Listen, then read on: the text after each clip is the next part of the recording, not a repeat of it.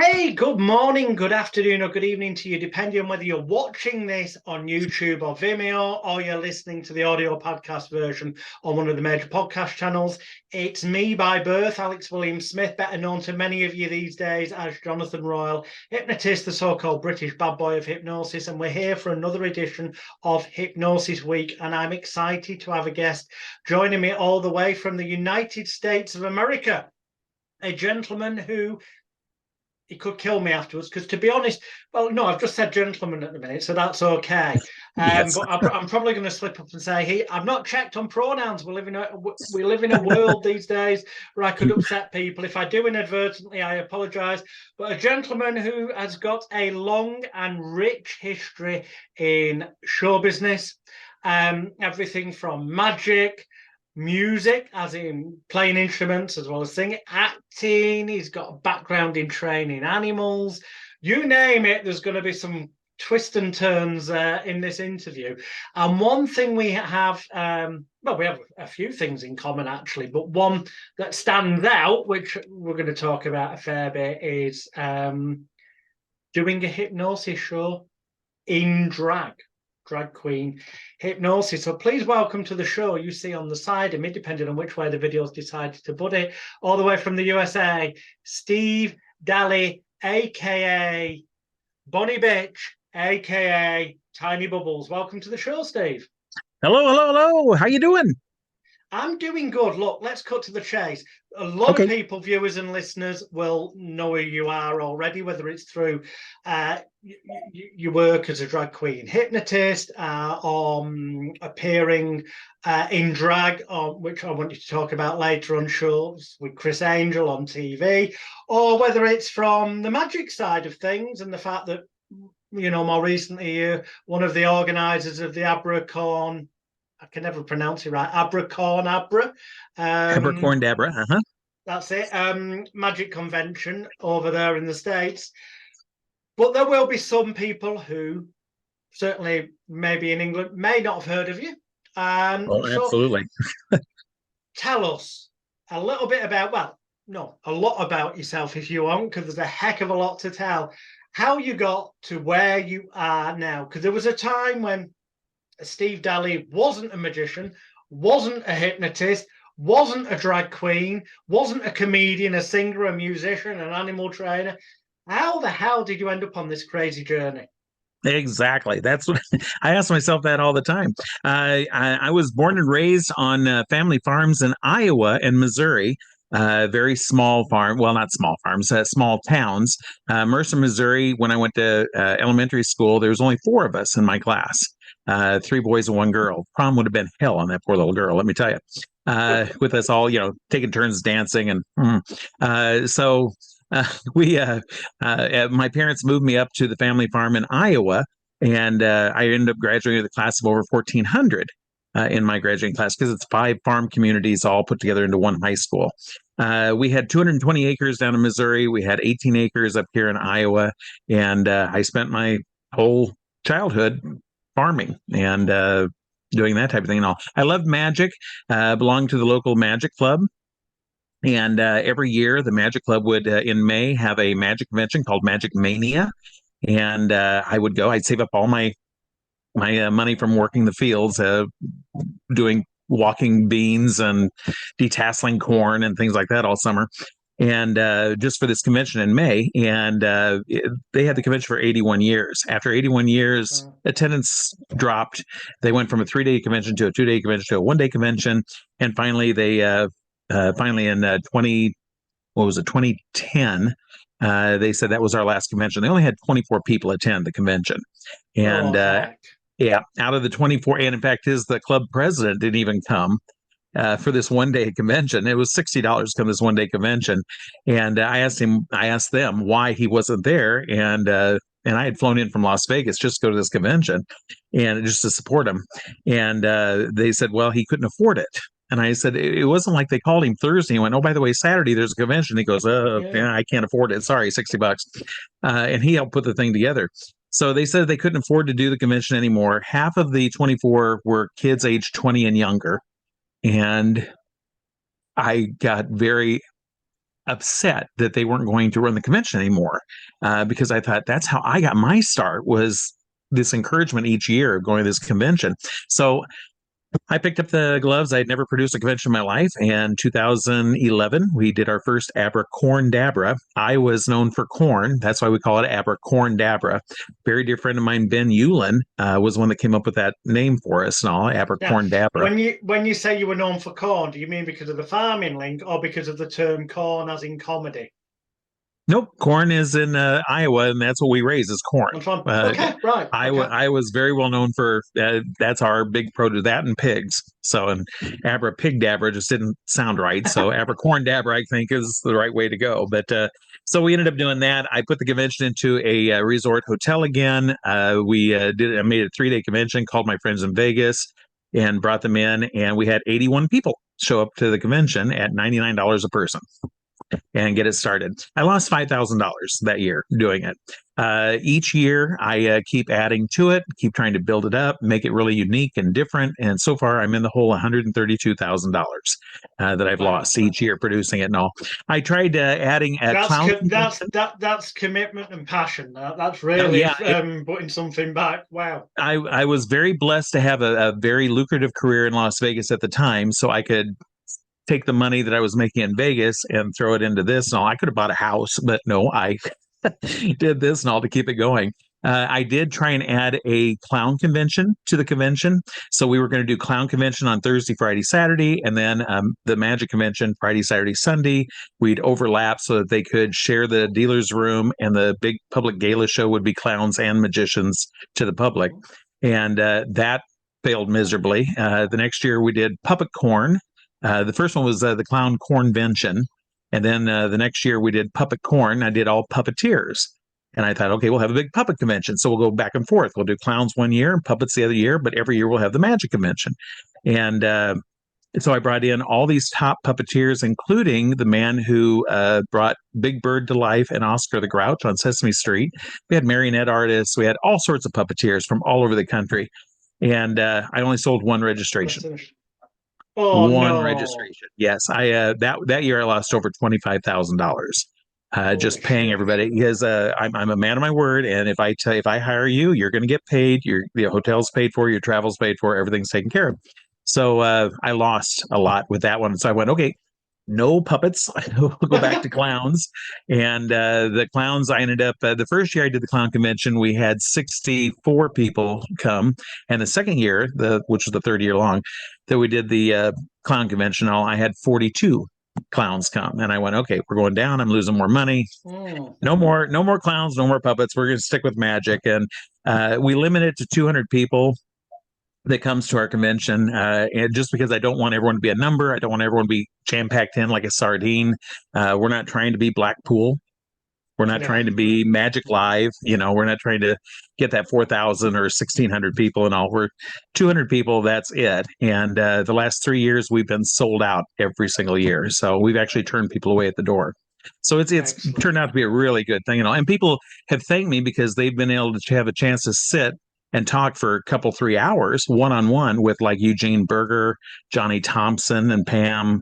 A lot of people who've passed on now and all were friends of mine. I brought them in, and people were able to spend time with them and all. So it was really a nice thing, magic-wise and all, for the magicians, and it's just built up each year. So that's AbraCORNAbra.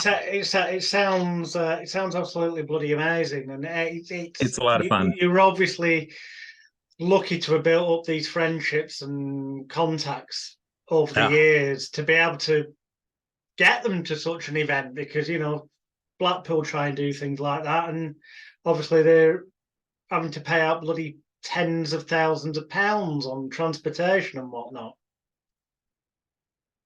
Oh, I think we've had a slight freeze on Steve. Steve has frozen. Oh, there you go. Now you're in frozen. All right, I'll unfreeze too. Your internet connection is unstable. Now it's stable. Your internet's going in and out, is it?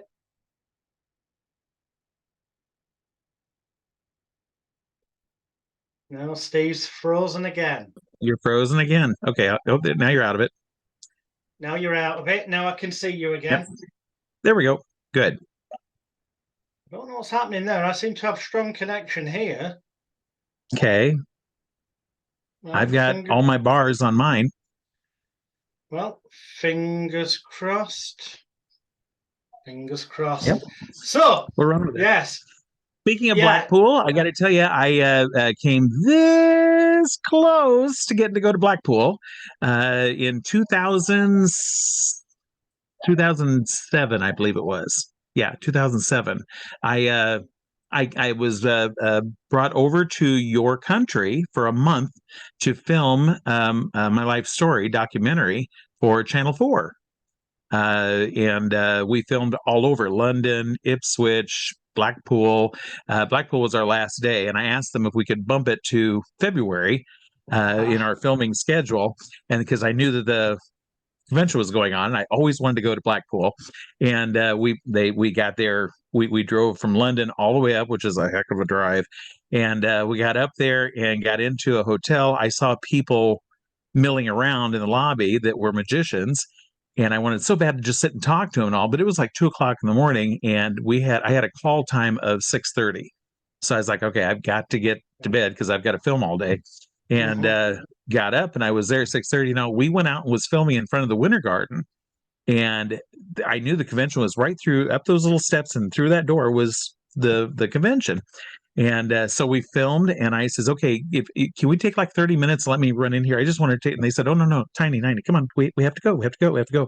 And I said, no, just let me just open the door and look in. No. I didn't even, they didn't let me open the door and look in. And so I had to walk away. So I was that close to Blackpool. A bit short-sighted on their part. Surely that would have made for some good footage. Yeah, I didn't get to go to the convention at all. No, we just filmed, and that was our last day. We wrapped, and I was put into a car that night. It rained, and we drove. The lady that was driving, I swear, was going 140 miles an hour. That's what it felt like and all. And it was just straight down then and all. And we got me to the airport, and I flew back home. So didn't get to see Blackpool, unfortunately, but I did get to see a lot of your country. I got to tell you, I love your country. I got to work at the Magic Circle in London. I got to perform there.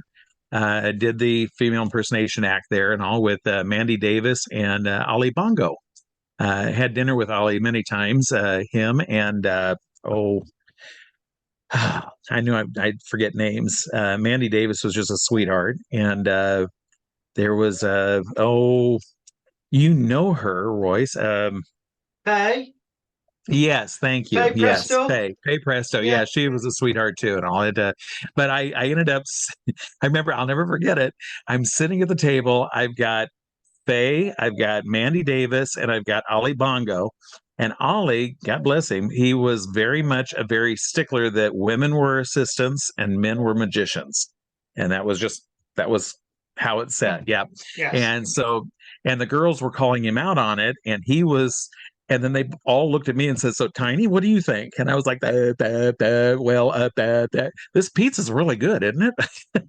So it was an interesting dinner, that's for sure. That's a slightly bizarrely interesting spot to be put in, especially given that fact that you were there and you were doing the drag performance. Exactly. Bit of a paradoxal. You know what? I mean, I met Ali Bongo numerous times when he was alive, and had the pleasure of seeing him at lectures and talking to him and stuff. And I don't think he was quite as much of a stickler as he might have made out. He made it pretty. I think that at the time they weren't, or they had just allowed women to be members of the Magic Circle. Would that be about that time? Could be 2007. Yeah, roughly.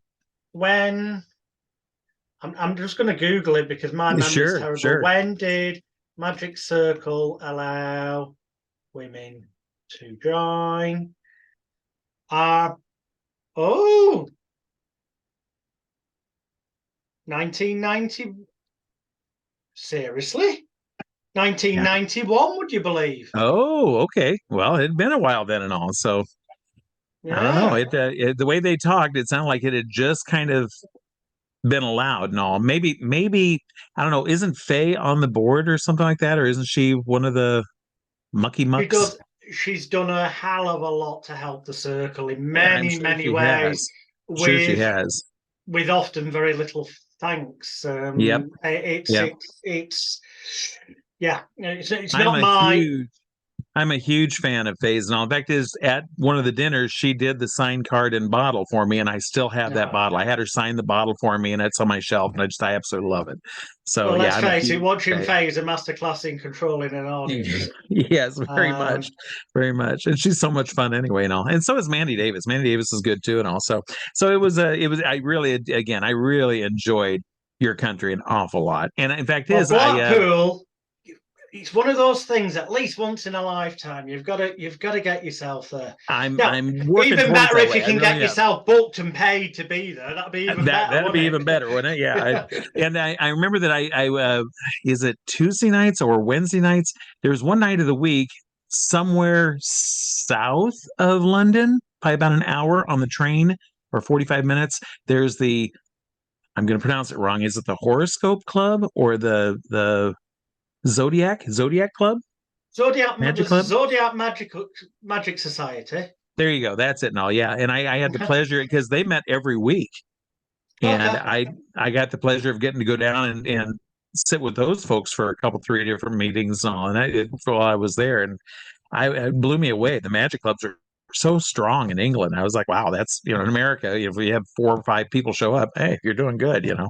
So Well, to be honest, I I really mean, enjoyed it. fortunately, I believe I'm not in the circle. Actually, I don't know. I don't know if I'm officially banned or not, but I do know that I was booked.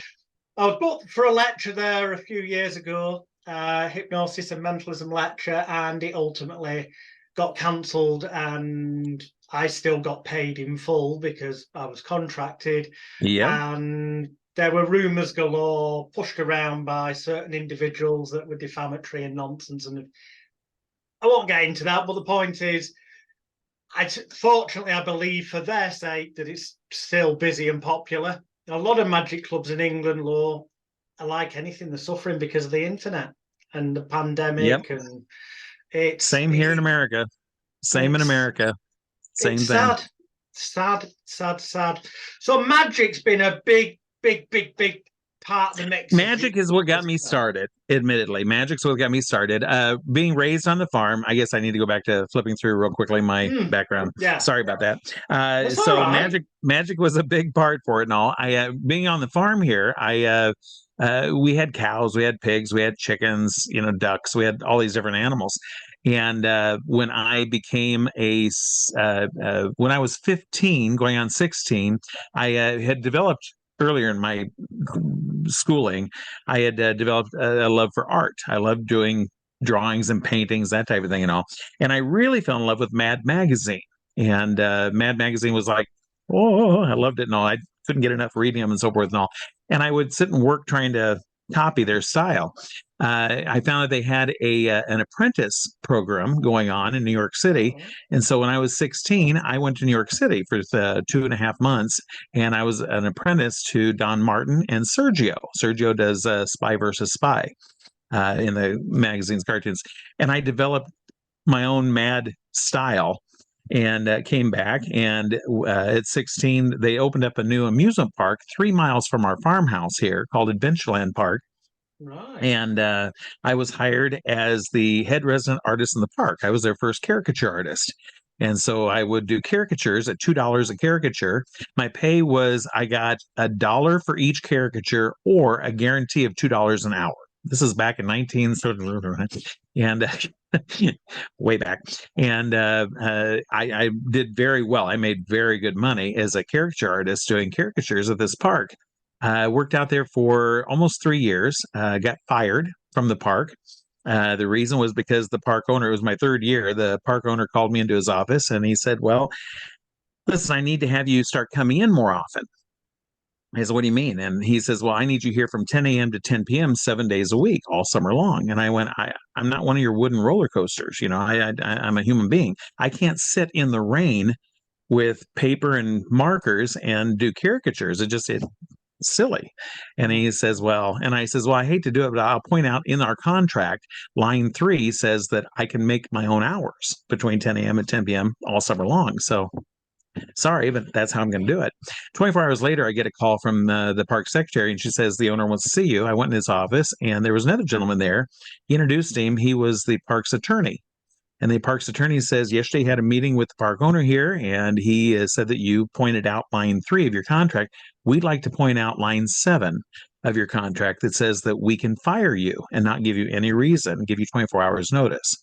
And the park owner says, so it's 3 o'clock in the afternoon. You have 24 hours. Tomorrow at 3 o'clock, you're no longer employed here. He says, off the record, we both know why. On the record, there's no reason. So I lost my job as a caricature artist and all. Sly me. Excuse the language. What a set of bastards. Yes. So, well, I had my way of getting even, that's for sure. The park paid for all of the markers and all of the pads of paper, and we would buy huge cases of it and kept it in his office in a closet.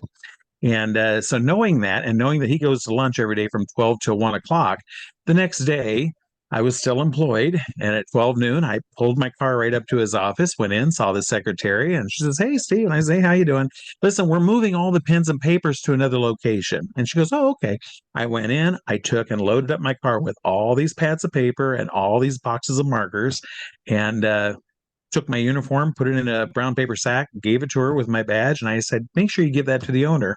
I'll see you later. And I walked out the door, got in the car, and took off, and I had all these paper and pens for the next 5 years.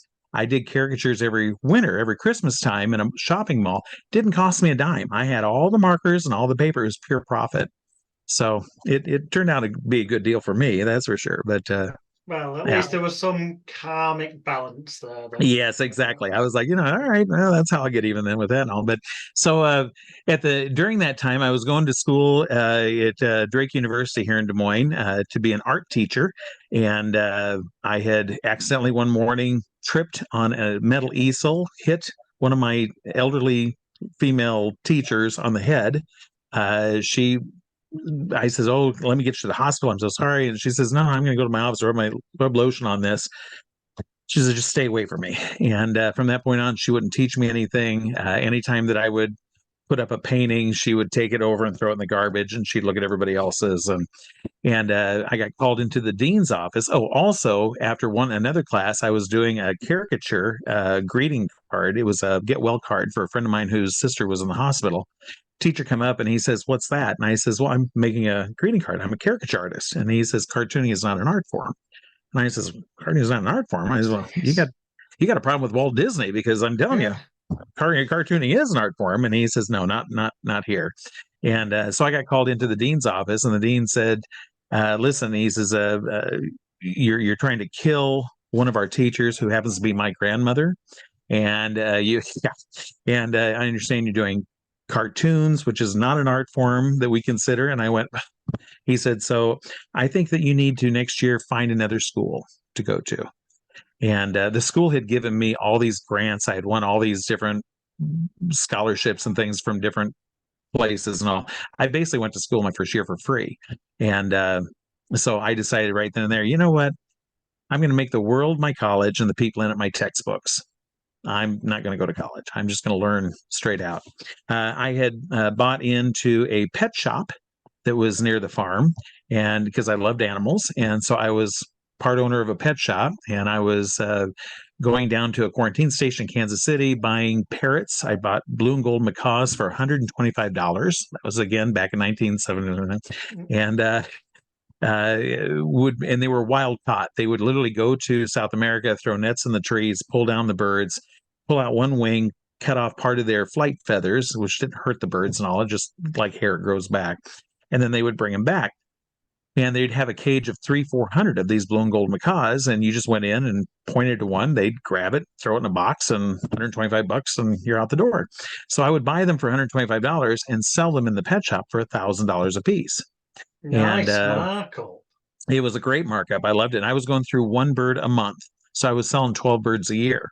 And at first, the first one that we had, now it sat in the shop for 2 months. No one even wanted it because it was wild. It would bite. It was, so I took it home, and in 24 hours, I tamed it. Didn't train it. I tamed it so that it would sit on your arm. You could take your finger and push your finger into its mouth, and it would take its tongue and gently kiss your finger back out again. Because I could break the birds and tame them inside of 24 hours, we sold them. And that's how I sold up, 12 a year then and all. Had the pet shop there for a couple of years. And then I decided I wanted to move on. I was young. I wanted to do other things and all. And I started calling different zoos to see where I could get in being a handler of animals. And the San Francisco Zoo said, well, actually, we're not looking for anyone to work with parrots and that type of thing. But we did open up a kitty, Old McDonald's farm. And we're looking for someone who can show off a cow, a pig, a chicken, a duck. And I went, that's what I do. I on the farm, I even have my own pair of overalls. I can do this. Excellent. And so they hired me. My girlfriend and I hopped into a Suburban.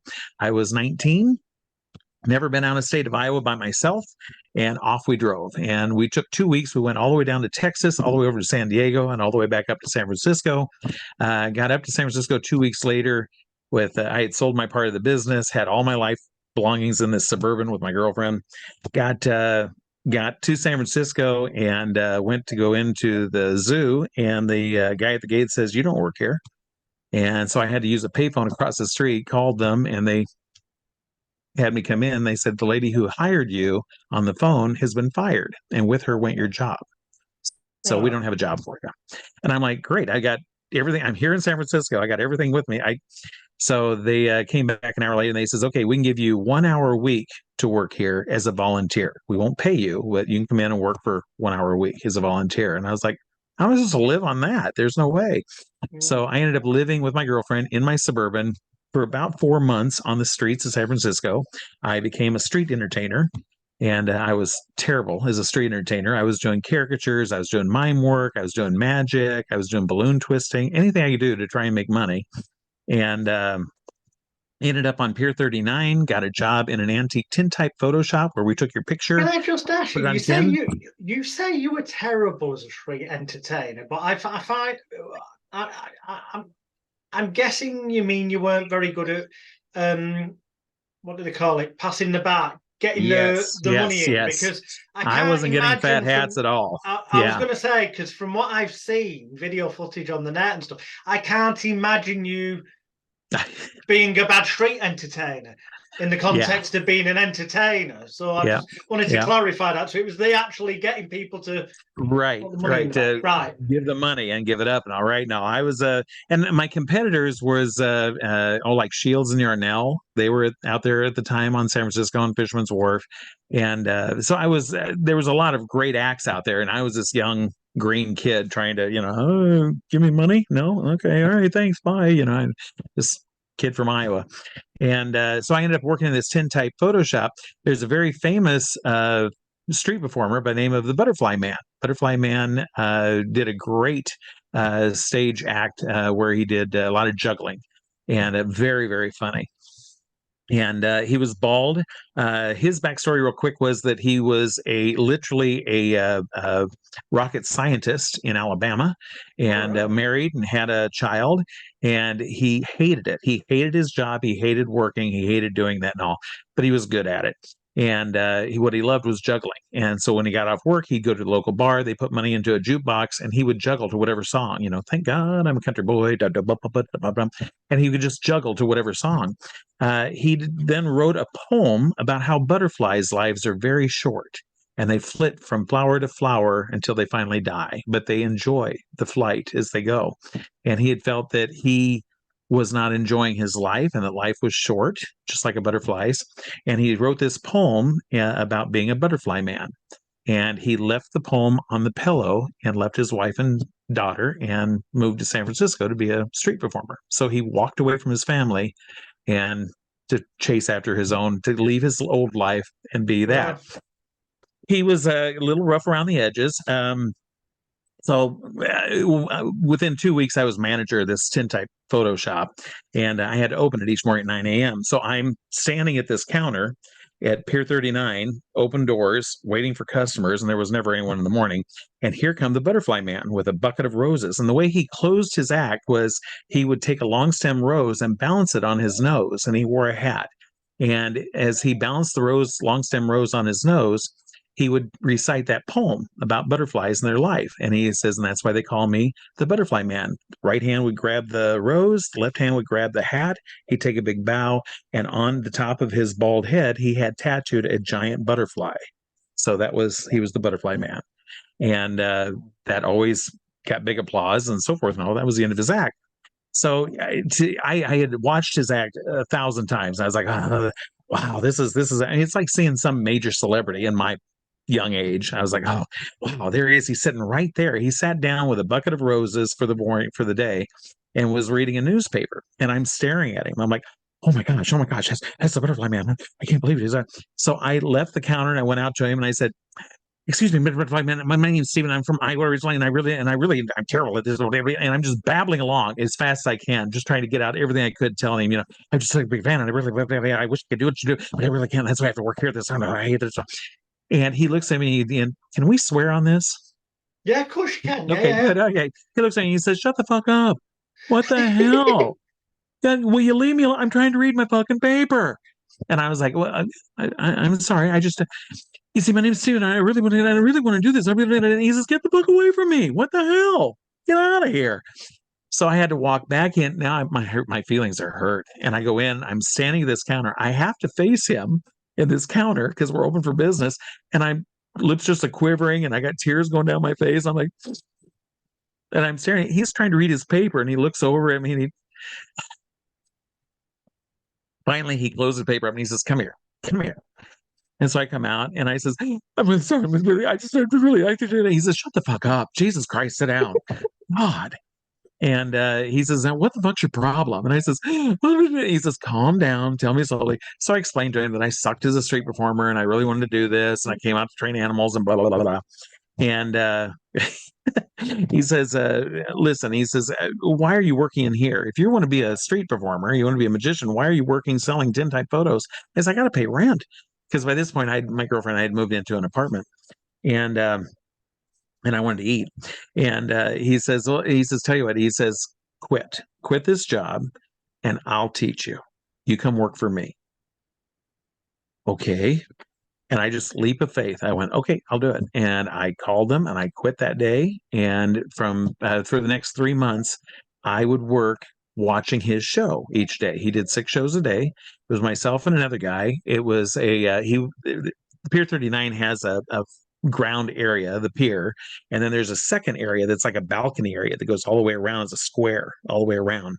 So his stage sat in one corner and people would fill that whole floor area, but then all the people up top would look down watching his show. And he'd say, now, folks, he says, the city of San Francisco doesn't pay me. I work solely off of your tips, your contributions. So please, no matter how small the tip is, just fold it up, put it in, so no one was throwing change. He said, if you're going to throw change, we have babies down here. We have gentlemen with bald heads. So please take whatever coin that you want to throw in, wrap it in a $1, $5, $10, or $20 bill, so it doesn't hurt anyone, and throw it in. He says, and just so you're not throwing it down, I have 2 gentlemen up top here and all, they've got boxes. Please put your tips in the boxes that they've got up there. Don't throw it down. I'll never get it. And so we would then, after he was done with the show, we'd walk around collecting tips. The deal was we got to keep whatever tips went in those boxes. That was our pay. And we would sit behind his little stage, myself, the other kid, and Butterfly Man, and he would then dissect his entire act step by step, why he did this, why he picked this person, why he went this way instead of that way. It was a great training for 3 months. And we're sitting there straightening out our tips and counting them and all while he's explaining everything. And I learned so much about street entertainment and so that type of thing. And all. Beforehand, I was doing maybe $2, $3 an hour as a street performer. After 3 months, I was averaging $54 an hour as a street performer, which back then was really good. This is in the 70s, did you say? In the 70s. Yeah, it was. I just want to make that clear so 70s. that people Yeah, watching and exactly. listening Yeah. now thinking, Yeah. Oh, should be able that's to make more terrible. than Yeah, that. exactly. In Yeah. the 70s, that's good. Yeah, That's that was a good. lot of money. Yeah, it really was. And all. It was a lot. So it worked out really well for me and all.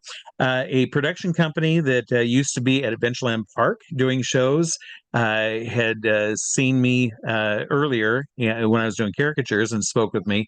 They called me when I was in San Francisco, and they said, "Do you still train animals?" And I says, "Yes, I do." And they says, "Great, we've got a mule in Las Vegas and Henderson, Nevada, actually, and all at Old Vegas, which is an amusement park.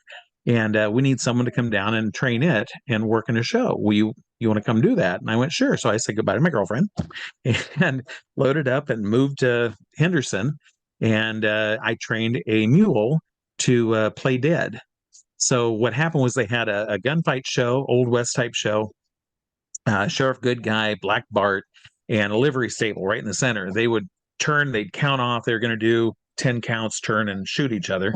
And when they got to 5, the livery stable doors would open up, and I come out, and I did an impression of Mr. Haney from the Green Acres TV show, which a lot of people probably don't remember. But Pat Buckner was his name. And so I'd come out with my mule doing this voice in overalls, and I'd say, "Now hold on a minute, wait a minute, hold on. Someone's liable to hit my ass." My jackass, that is. Isn't she cute? I love her. She's a buttercup. She's just.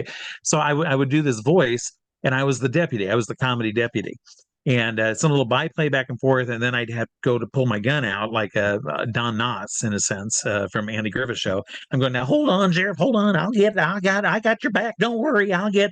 And the gun would go off, and we'd have this imaginary ricochet bullet going ping, ping, ping, and all the actors on the street would watch this imaginary bullet hit a pan that might move, or things that bop around.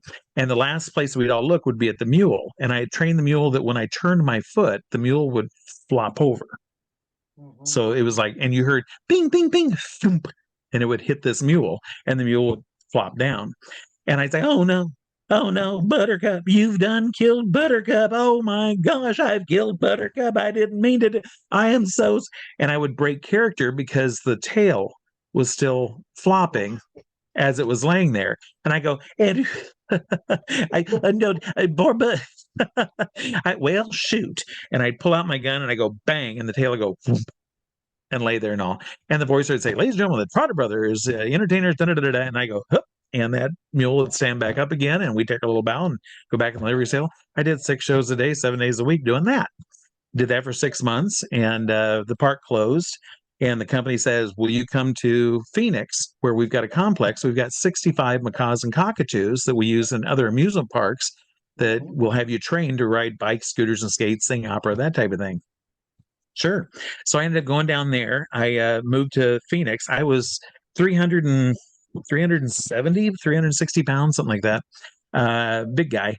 And I said, "Yeah, these birds are great and all, and they go to different parks. I'd love to be a park guy. I'd love to, do these bird shows." And they laughed at me, and they said, "You're fat. You can't be on stage.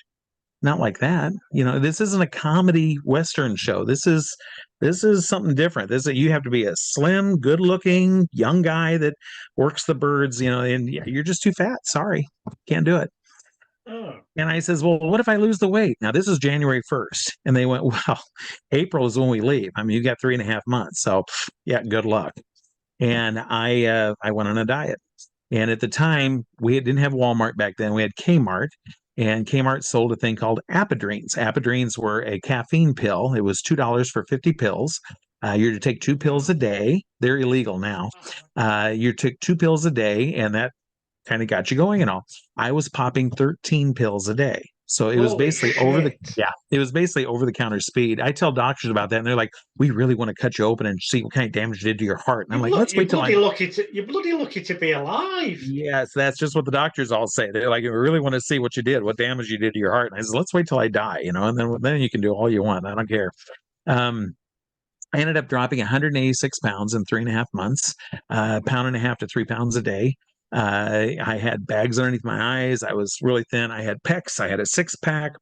I was big, foofy hair. It was the early 80s, and it looked good. I was And the owner of the company says, well, yeah, well, you did it. Yeah. We'll let you take out a bird show. You can go do it. So I went to Massachusetts and put in a bird show there, and did so well that summer that when I came back, he had said, listen, he says, you do this caricature stuff and all. He says, why don't you try doing this other artwork? So I started doing other artwork. I won't go into that whole story and all, but they had a bunch of Paul Osborne's original artwork. And The illusion building plans for those yes, people who might yep, not know yep, the American illusion builder, yeah? yes. And I was a huge Paul Osborne fan, and they got this stuff not the way they should have, but they got all of his original artwork. So they had an art studio, and they sat me down one day with one of his boards. He did all the Warner Brother characters for Six Flags theme parks. So he would build Bugs Bunny and Daffy Duck and all those, Tasmanian Devil. So they gave me Taz, and they said, here, can you copy that with these markers? And so it took me about an hour, but I copied it, and you couldn't tell Paul's and mine between the two. They said, great, here's Bugs, here's Daffy, just keep. And after I did about 2 weeks in between training animals, I was inside doing these not characters, but doing the drawings. He says, okay, let's try this. Come up with a new character that's none of these. And so I did. And I ended up developing my artwork looked like Paul Osborne's style of artwork. And so I ended up doing all this artwork. They would go to trade shows. People go, wow, Paul Osborne illustrates for you guys. No, Steve does it. So I started then. The owner took me under his wing, taught me the business. I was getting paid $187 a week and 50 cents to train animals and do this artwork, and then go out and sell shows to the parks. We would sell 3 to 9 shows in 6 different parks each summer. I would personally fly out. I would personally do the whole sales pitch and all. We did 3 to 4 million in contracts. My mom would call and she says, how much are you getting paid? You just signed a $4 million of contracts and you're only getting paid that much a week? I was and just going to say, you're saying this is the 80s. That does sound like they were using money. You a bit. Yes, and I was okay it's still with decent that. money, but yes, it's good money for the 80s. Yes, and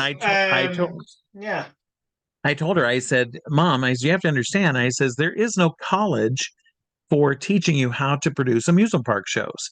So True. I'm getting paid to firsthand try out my own ideas and get to know. I also made a lot of great connections with the parks. I'm going on 45 years now of working for Six Flags theme parks. And these are guys I've worked with way back in the day and all that are now, executives and owners of the parks and that type of thing, they're park general managers and all. So I have a very good working relationship with Six Flags theme parks, and I do a lot of their parks now still to this day, which has been good, especially for the hypnosis, which we're getting to. Yeah. So I ended up working for them for 6.5 years. Sid and Marty Croft, they were the puppet people. They did Puffin Stuff, Lidsville, some of the more famous kids shows here in America. And they offered me a job to come do puppets for them. And so I went to work with them, very brief.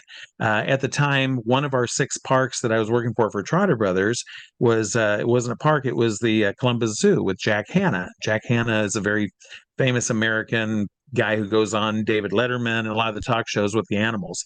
And I would train the animals for him to take on these TV shows. Jack was like a second father to me. And we went for a walk one day, and I said, I've been working with this company 6.5 years, and I got a chance now to go work for somebody else.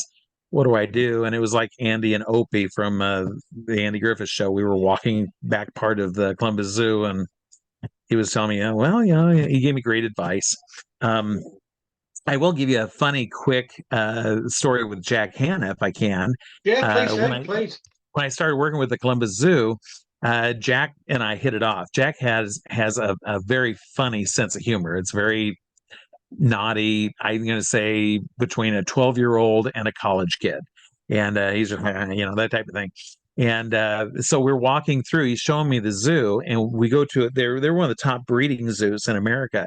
And he took me down into an area that's not seen by the public, and there's a tapir there. Tapir is the black and white and has like an elephant type trunk to it in a sense, and all they're smaller. And there's two guys there, and he says, "Yeah, we're one of the top breeding facilities in America, and we have to collect samples, and everyone does this. So if you'll get a glove," and I said, "Get a glove? What am I? I'm a kid." And he says, "Yep, get a glove. They'll show you." So I get this glove on. And they said, "Okay, now just reach underneath there, grab his penis, and start, you know, moving it. And we've got a big vial here that you're just basically gonna milk it into." Okay. So I get down there and I'm stroking this tapar's penis, and Jack gets down there with a Polaroid camera and starts taking photos. He's laughing, and I was like going, he's a smile, and I'm like, okay, here we go. Yeah, I'm doing it. And he gets done. He says, "Steve, what the hell are you doing?" And I said, "Well, I'm doing what you." And he says, "Come on, you don't. Come on." And so I took the glove off, and we ended up going to his office. He pulls out a photo album. Every single employee of that zoo, he has photos of them jacking off a tapir. And he goes, "Hey, and this goes in the collection right here." Initiation Okay. ceremony. I love this guy. He's that's funny. That's great and all. So, but I ended up working for Sid and Marty for a very brief amount of time. Ended up leaving Sid and Marty, and one of the other folks that offered me a job saw me do the bird show. They thought I was funny, and they thought that my timing with the animals was really quick. They really liked it. And they were Universal Studios, and they had a dolphin and sea lion show. And they asked me if I wanted to do dolphin and sea lion shows. And I went, sure, why not? So they flew me to California, and I studied at SeaWorld. I studied at Marineland underneath some older guys how to work dolphins and sea lions, which is all animal training is kind of the basic. And then you just kind of go from there then and all. You just have to understand each animal's background. And I ended up going to Marriott's in San Jose, California, where I trained 6 dolphins and a sea lion. The sea lion that I used, his name's Fernando. And how I ended up with him was they called me and they said, "Hey, we're shooting a movie in San Francisco," which San Jose is near San Francisco, "and we're shooting at the Bay. It's called the Golden Seal. And we need a trainer to work this Fernando, this sea lion. He needs to be released into the Bay. He needs to be able to come back, and we'll hire you to be the trainer." I was okay, great. They paid me well. We did the movie. I was praying that if I release this animal into this big ocean, basically it's going to come back. Otherwise, I'm out of a job. And he came back each time, and he ended up winning the Patsy Award. The Patsy Award is like the Academy Awards for animals. And Lassie got one year. Fred the cockatoo from Beretta got one year. Benji got one year.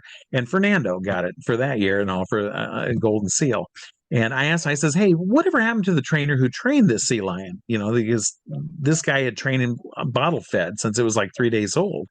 And I said, "What had happened to him?" And he says, "Oh, one day he was training Fernando, and Fernando turned around. Their neck is like an owl. It can flip real fast. They've got 162 razor sharp teeth in their mouth. And Fernando whipped around and bit off his kneecap.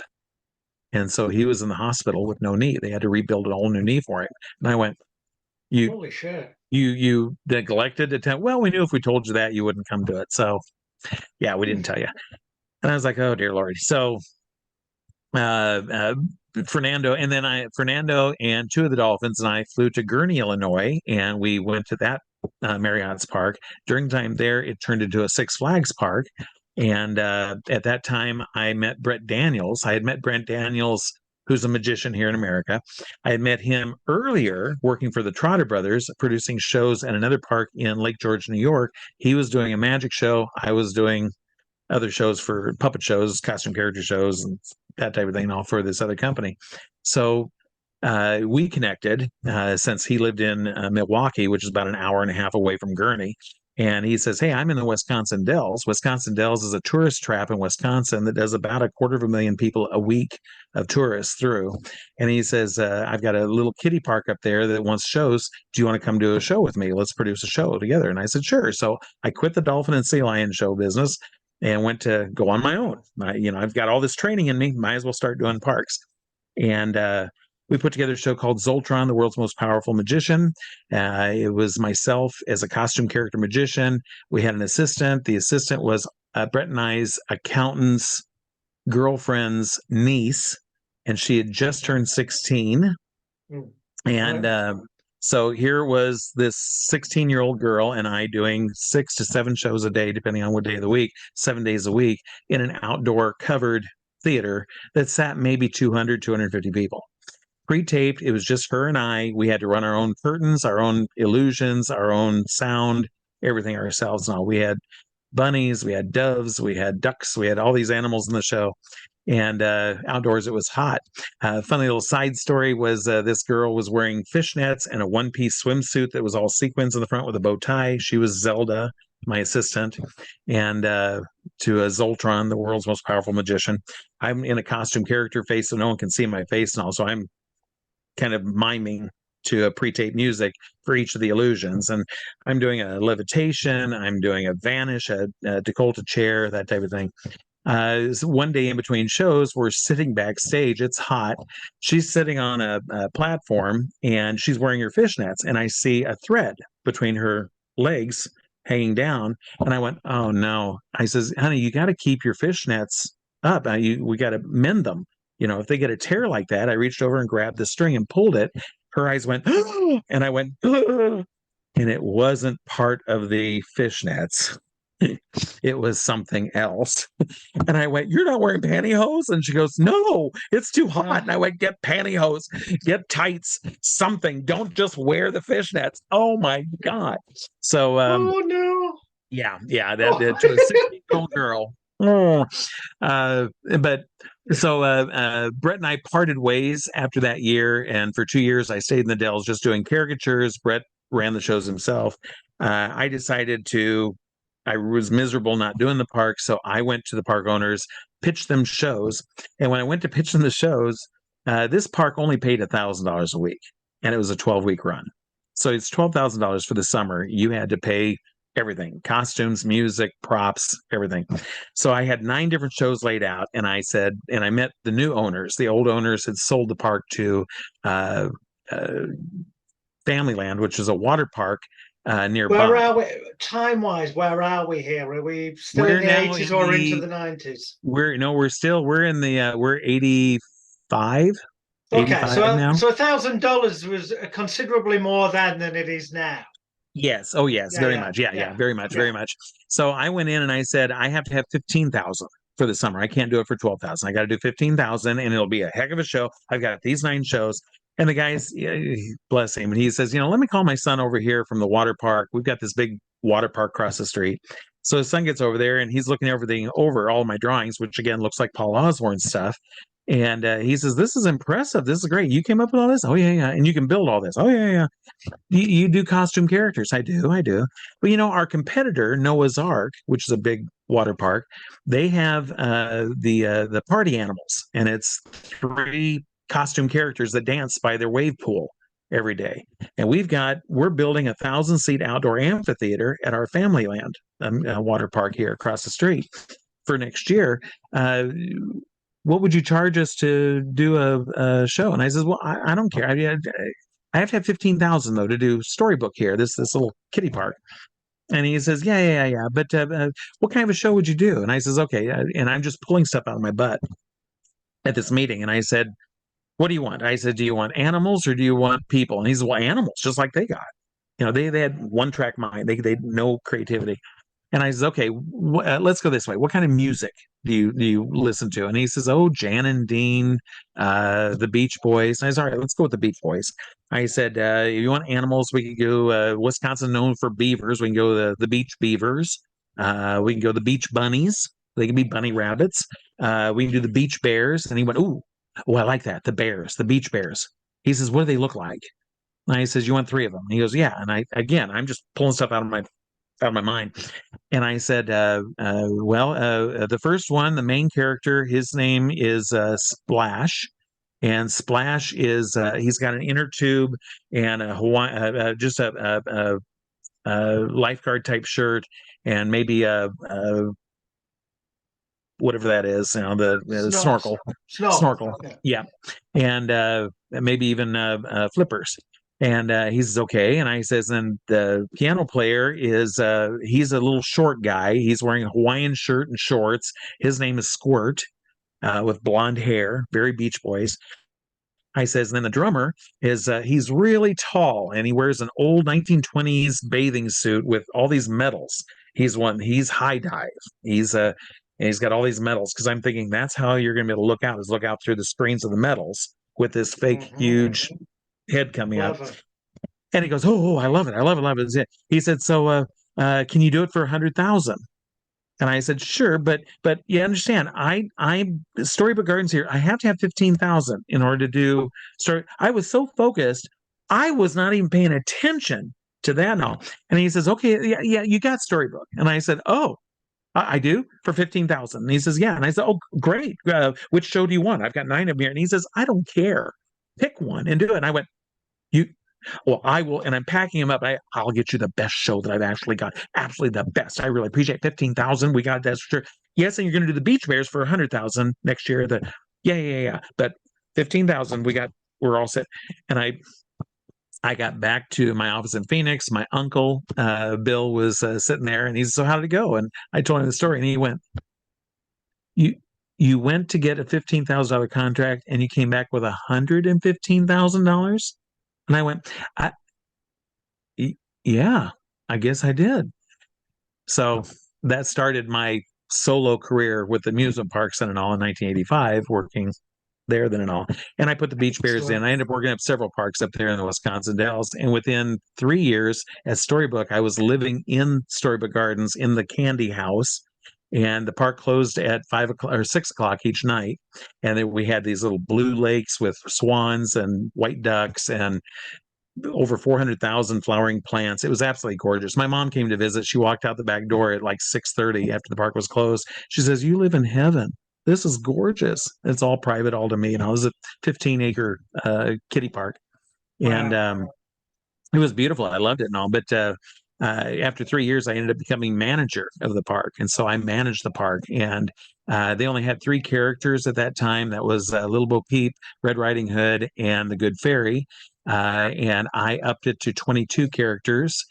We took down the old theater, built a new theater for me, and I produced all these big magic shows and puppet shows, and it did me really well. And now we're getting into the female impersonation part. So I don't consider myself a drag. Before we segue into that, wow, what a I know it just career path. You know, I'm gonna tell you this, and I mentor a lot of young entertainers and mostly magicians, and what I tell them is that I had a dream when I was in my early 20s, back when all this was really kind of going along, and it stuck with me my whole life. And that dream was that I was in a hallway, and there was doors on each side of that hallway all the way down, and at the very end was one door with an exit sign, that the exit sign's flashing. Exit. And in my mind, in this dream, I was walking down that hallway towards that door, that exit sign. And I knew I had to go through that door. And all of a sudden, a door on the right went and kinked open just a little bit. It was dark. I couldn't see. And I stopped and I looked and I thought, well, I'm supposed to go, but I wonder what's behind that door. So very cautiously, I very slowly, and I remember it took me forever to get this door opened up, and I'm peeking and it's dark. I couldn't see anything. And finally, I just took a deep breath and I walked in. The door is shut. And do you know what was behind that door? Another hallway with doors and a door at the end and an exit sign. And I went, oh, we're back to the same hallway. Okay. So I started walking and a door on the left. And I went, well, so I pushed it open, a little more confident. Another hallway, more doors, the door at the end, exit sign. It's to the point now where a door will clink and I just walk right through it. I know, I'm very confident. It's just another hallway, another door at the end, exit sign. I'm headed that way. So all of these opportunities, all these different things I've done in my life are different doors. You know, if you'd have told me when I was going to high school here on the farm that you're going to be working in Las Vegas, you're going to be on TV, you're going to train animals, you're going to do dolphin and sea lion shows, you're going to work in, all these different places and all these different music park stuff and all, I'd laughed at you. I went, no, I'm going to be a pig farmer in Iowa, the family farm. And that's what we're going to do. That's my life. That's what we're going to do. But thanks to all these different opportunities, and I think everyone has doors that they could easily, but they don't have the confidence. They just go, no, I'm supposed to go out that door. So I'm not going to take a chance. I don't know what's behind there. I'm not going to do it. I'm just going to keep, which sadly, I think a lot of people do in their lives. So that's how I kind of figured it out. Yeah. So there you go. Bloody what a life story. What exactly. a unique set of different experiences all blended, coming together. Absolutely bloody fantastic. Now, at some point, well, yeah, that's where I'm sorry, I just interrupted you. At some point No. So now we're going into the mix, and Yes, hypnosis. exactly. How did that all come about? Exactly. So I'm going to back this up now again to the point that I don't consider myself a drag queen. Never have. I'm not a transvestite. I'm not a transsexual. I'm not a drag queen. I'm a female impersonator. And RuPaul, God love him, he's done a lot for female impersonation or drag. But if you, I've seen 2 episodes of RuPaul's Drag Race, and I've only seen about 15 minutes of it, and I had to turn it off because I was like, well, to me, they're clowns. It's way overpainted, way cartoony. It isn't. They don't look like women to me. They look like clowns. To be the modern That's drag. I'm using the term modern drag off him. I'm saying in my day, which makes me sound old, and it's bizarre because with respect, I'm older than you. I was just going to say, with the greatest of respect, I suspect you maybe have a few years on me. I turned 48 in August this year, but I was born on the circus. I've been performing since I was 3. There you go. So I've got the years there, and I started working the working men's clubs in England at an early age, doing the stand-up comedy magic, and there were drag queens or female impersonators on the bill. And back then, as you say, back then, the emphasis was female impersonator. Exactly. Now, yes, that could be amplified. There would be ones who did extreme comedy characters, and it was meant to be. But generally speaking, they were impersonating a female. And maybe bringing out the comedy points. But plus also, I mean, in England, I'm not sure if the law's ever been revoked, but in England, certainly in the music hall days, and it was still around in the 80s and the 90s, the law was such at the end of your act on stage, you had to, in front of the audience, take off your makeup and your wig, and ideally take off the frock and change back into male clothing. That was the law, and technically it still is, I think, in England, but people don't abide by that. But yeah, in terms of Drag Race, it's good because it's popularizing things, I think, but there's a lot of them on there that I find it very hard to call drag or female impersonators personally. Old school.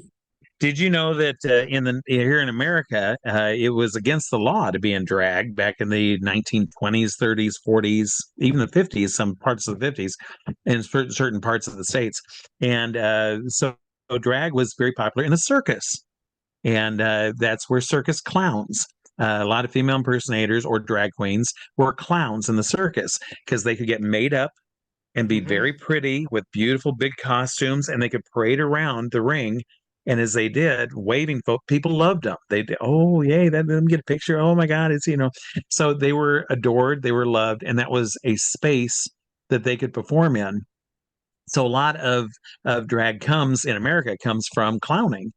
And I work circus also. So I've worked Circus Vasquez. I've worked with Ringling. I work as a headhunter with Ringling Brothers and all, finding them talent and so forth.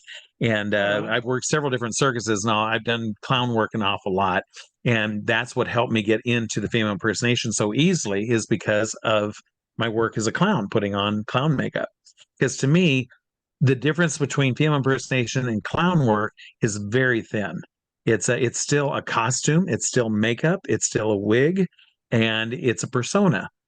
And it's not a lifestyle choice for me. I don't get made up and go to a restaurant at 2 a.m. in full makeup. I don't go shopping at 2 p.m. in full makeup. Well, It's a let's be stage honest, thing. the vast certainly in our era, and probably before I was working with drag queens, but you'd remember because the slight age difference. The vast majority of female impersonators, only ever would you see them in drag on stage, or if it was a TV show. That is the only times you would see them. Right. Or obviously, if it was an event where they'd been booked to be signing photos or whatever, obviously. But not now. But there again, is it down to the social media world we live in that your RuPaul type drag queens are spending more time in? Is it because of the social media world we're in that the world's become a stage more? So I don't know. And talent-wise, it seems like all I see them do is this death drop thing where they've got to hit the floor. That's their talent. And lip sync for your life, which is great. Oh. You can do it, but that does not a fully rounded theatrical performance give, in my personal opinion. You're not an entertainer. Right, exactly. And a funny thing, when I was first starting out doing female impersonation in the clubs and all, I worked with a Hispanic gentleman in Phoenix, and he was giving me advice. I was very new and very, very young at all this. And he says, now, honey, if you don't know your words, make sure you wear a long wig, long hair. And if you don't know your words, you just turn sideways, tip your head forward so the hair falls down, and shake your head during those words. And that they won't know that you don't know. You're just dancing, and then come back up with the words you do know it, and go at it. And I always thought that was so funny. I would sit in the back of the showroom, and she would go on. She would go on and start performing. And anytime he turned sideways and dipped his head and started dancing, I went, "Don't you know your words?" And he'd look up at me like, So I was kind of a naughty. That's why Bonnie Bitch was such a perfect fit for me, because I was a bit naughty when it came to what I do with the queens like that and all. But I did. What got me started into it was I was doing stand-up comedy. I was wearing tennis shoes, a jacket, and doing stand-up. That was my personal release from doing these other park shows and that type of thing, and artistic way to be able to perform. And I got hired to open for a female comedian, Rusty Warren. I don't know if you have ever heard of Rusty Warren or not. No, look her up. She ring a bell. Yeah, she passed away a couple of years ago, unfortunately, in Hawaii. But she was known for a couple of songs. One of them was "Bounce Your Boobies," and the other one was "Knock Hers Up." Knock Hers Up. And in the 1950s, she was banned in Boston for saying boobies. She was quite the renegade. She had the limericks. Unfortunately, can't think of the comic's name now and all. He stole her limericks from her and all, but they were dirty nursery rhymes. Rub-a-dub-dub, 3 men in a tub. Oh, that type of thing. Mm-hmm. She had a lot of innuendos. And so she hired me for 2 weeks in Phoenix to open for her as a stand-up comedian. And I did. And she came into my dressing room one night and she says, "You're funny. You're funny as fuck." She says, "But your facials, you really move your face around. You're got a rubber face. You'd really." And she says, "Have you ever thought about doing drag?" And I was like, No, I'm a guy. Why would I dress up like a girl? I don't know. She says, "No, with your facials and as funny as you are, you'd kill as a comedy female impersonator. You'd be fantastic at it." And so she says, "Let me introduce you to someone." So she introduced me to a gentleman that has passed on many, many years now, who went by the stage name Sissy Goldberg. And Sissy was kind of a takeoff of Phyllis Diller, but a little prettier. And but he talked like this. He had a really deep voice like this the whole time, and he never changed his voice. He'd come out and he'd do all this stand-up talking like this in full drag. So anyway, I was telling Marge, I said, "Marge, you just can't do that kind of thing, And I said, "What the hell?" And he would, and it was believable. You almost felt like she was one of those old bar ladies who'd been sitting at a bar for years with cigarettes, and she, you know, oh yeah, hey, Betty. And he was a master class in comedy, and he wrote all of his own stuff. Very, very funny stuff, and he was very well known. He took Keith Morris was his real name, but Sissy Goldberg was his stage name. And he took me under his wing and taught me makeup and costuming and timing and so forth and all for the drag and how to use that. And I came up with the name Bonnie Bitch. He said, you got to come up with a name. And so I came up with the name Bonnie Bitch. And the reason why I came up with Bonnie Bitch was because I wanted a name no one else would have. I wanted something that would come trippingly off the tongue, so it's easy to remember. Not, you know, Felicia de la Florida, you know, it's not marketable. At the time, the big thing at that time was posters, keychains, things like that said bitch, bitch, bitch. And that was back in the day of, oh, I can't believe you said bitch. Oh, but it was being accepted and it was out there. So I went, okay, what goes with bitch? Betty bitch, Bobby bitch, Bonnie. There's no female impersonator or drag queen in the world that's going to be named Bonnie. That's just such a dumb name, Bonnie. So Bonnie bitch, and it kind of flows. Bonnie bitch, Bonnie bitch, Bonnie bitch. That works. So I ran with Bonnie bitch. Keith came and saw me perform, and after I was done with my act, he comes up to me and he says, "I hate that name." I said, "Why?" And he says, "Because you're not a bitch. You're sweet. You're funny and you're sweet. You're a nice, nice female impersonator. You are not a bitch. I'm expecting this nasty, and you come back with this.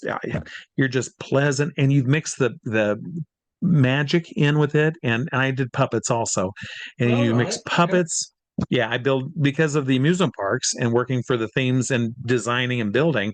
I was working puppets in. So, like, I made a Donna Summers puppet, and I would put a fake nose with the strings you could see on my face and a wig as Barbara Streisand.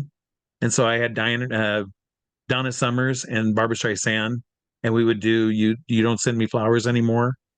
Da da da da da da da. A little duet between the two of us, then and all. I did Diana. Each one of the characters I would call it a bitch. So I did like Shirley Bitch Temple.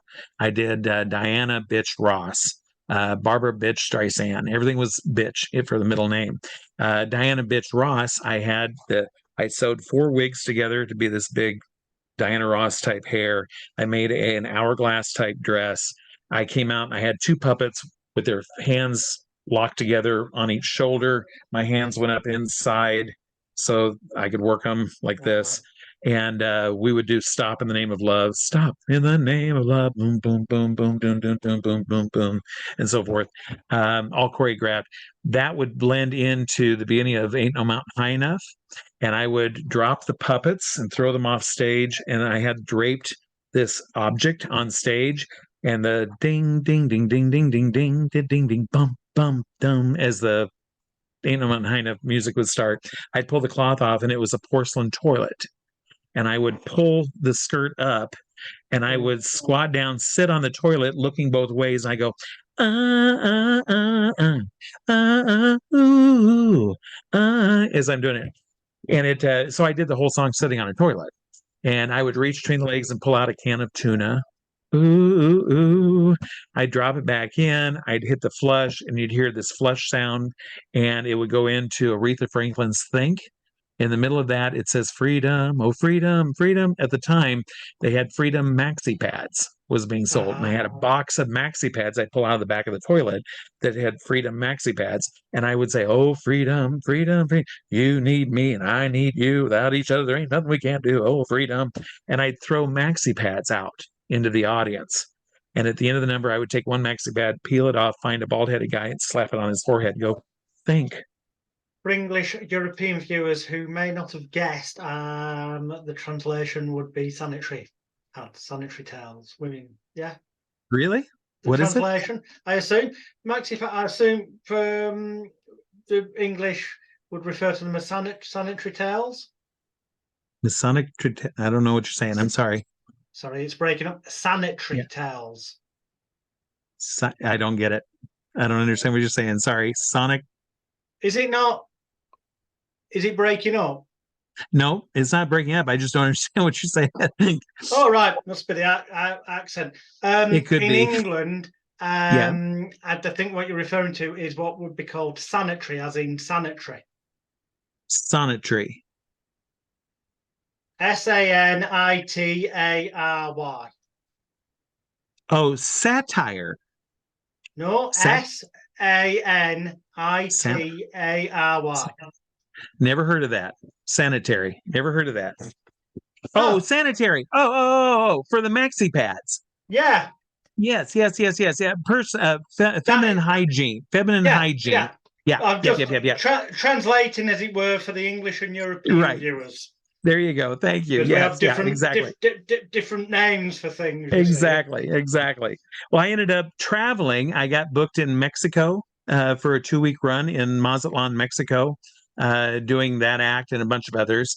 And it slowly started building. Well, I put together a one-man show called the Bonnie Bitch Show. I brought in another entertainer to join me, and I booked my first tour of the U.S. with the Bonnie Bitch Show. The show was an hour and a half long. I would send you posters. I'd send you 8x10 photos. I'd send you table tents for your club.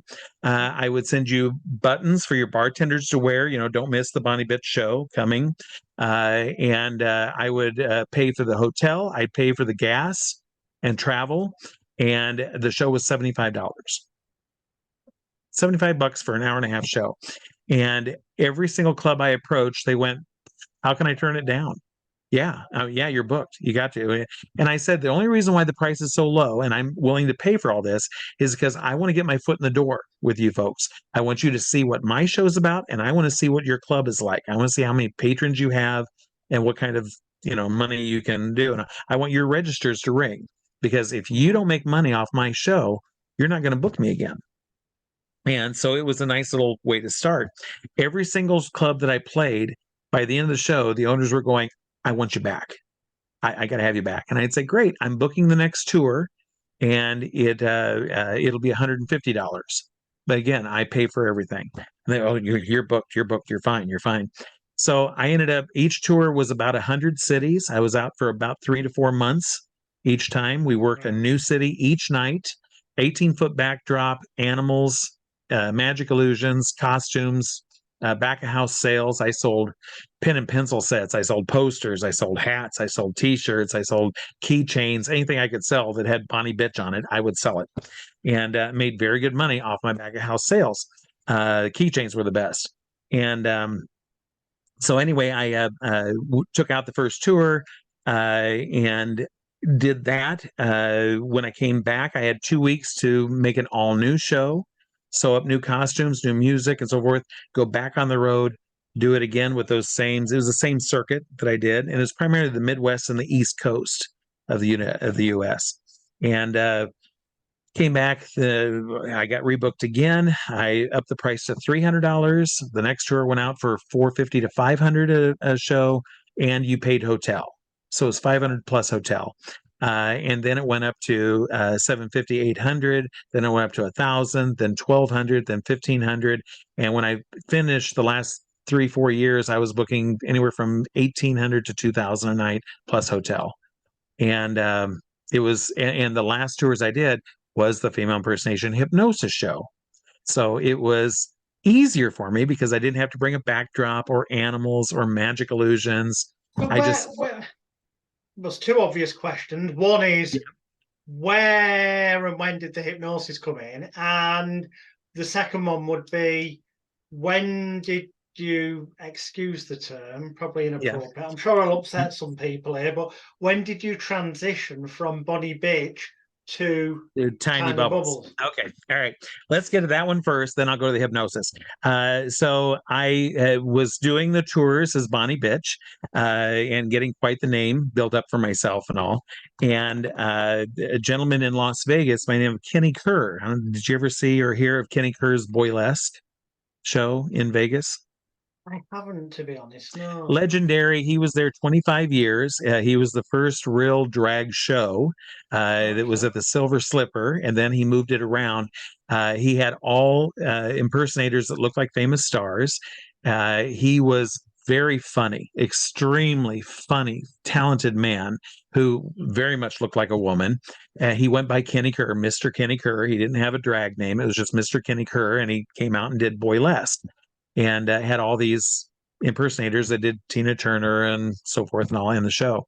And he came and saw one of my Bonnie Bitch shows, and he approached me and he says, "You are funny. You're talented. You're funny. You're going to work for me one day." And I went, "Okay, sounds great." And he called me a year later and he says, "I want you to come to Vegas. I'll offer you a job." I said, "Great." He was at the Sahara at that time. The Sahara showroom sat 800 people. And I said, "Great." I says, "What do I do?" And he says, "You're going to do the drawing board act." I use the Axtel drawing board, and I have where I draw someone's caricature. See, thanks to learning caricatures. Yeah.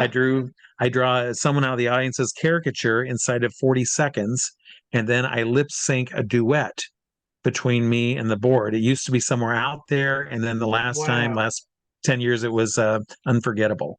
And I get done, I wipe away the face, very pretty act, and then I blow out the spotlight, and that was the end of my act. And I was very well known for that. He says, "I want you to do that act and a couple other comedy pieces in the show." I says, "Great, what do you pay?" And he says, "I'll pay you $500 a week." And I said, "I'm making almost $2,000 a night with my own show. I'm putting, after I pay all expenses, $8,000 to $10,000 a week in my pocket. Why would I turn down 10 grand a week to work for 500 a week? How many shows a week do I do? 14. You do 2 shows a night, and 2 nights you do 3 shows a night." And I went, "Well, that doesn't make sense. I can't. No, I'm sorry." He says, "But it's Vegas. I don't care." Once I put it on, people are butts sitting in chairs are butts. I don't care if it's in a comedy club, in a gay bar. I don't care where it's at. If it's a nice showroom in Vegas, it's still human beings sitting in a chair watching me do my thing. And I want to make the most money I can for doing my thing. So I'm a businessman. And he says, "All right, but you're going to work for me one day. You're going to work for me one day." So I passed on it. 2 years later, he calls me. I'm up in the Wisconsin Dells, living in the park, producing shows. And he says, "Honey," he says, "I just signed a contract with Hawaii, and I'm opening up Boylesque Hawaii, and I want you to be the co-MC of the show, and I'll give you $1,000 a week." Now, still a lot less money than what I was making touring, but it's Hawaii. Now, I can't take my tour to Hawaii. I can't drive to Hawaii. And I went, you know what? I'll sign that contract. So I did a year in Hawaii. I get to Hawaii. I get set up. I'm the co-MC of the show. Jana Steele was the host of the show. She's a transsexual. She's passed on now, unfortunately. Beautiful, beautiful, beautiful woman. She won Las Vegas' most beautiful showgirl in Las Vegas. She was absolutely stunning. One of the first days of our rehearsals, our dressing rooms was in the building next door. We had to go out an alleyway, up a fire escape, and then down a cement hallway to different rooms that used to be Ramada Inn, that was now our dressing rooms. And there was no audio between. You just had to know you had to get dressed and get down there for your spot in the show.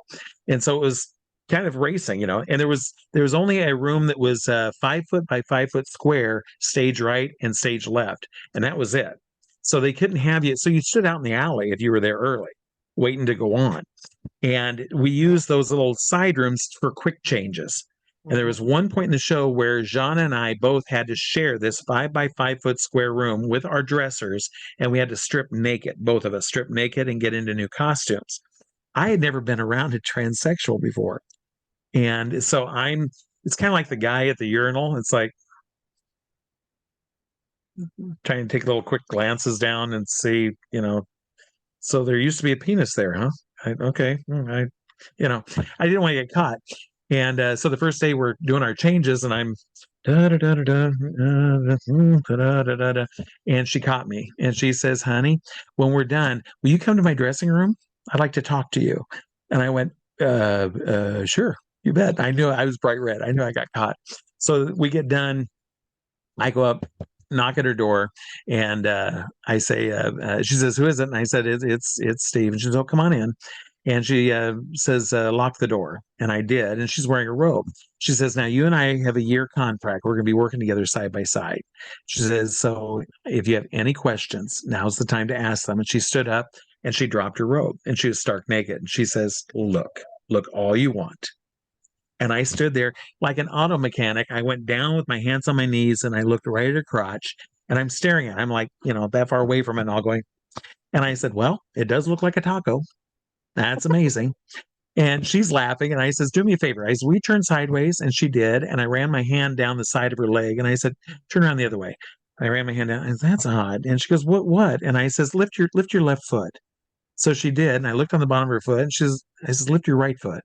She does. She goes, what are you looking for? And I says, I'm trying to see where it says made in Japan because you are absolutely perfect. You're like a Barbie doll. This is there's no seams, nothing. You're amazing. She started laughing so hard. And she says, well, thank you. I really appreciate it. She was truly beautiful.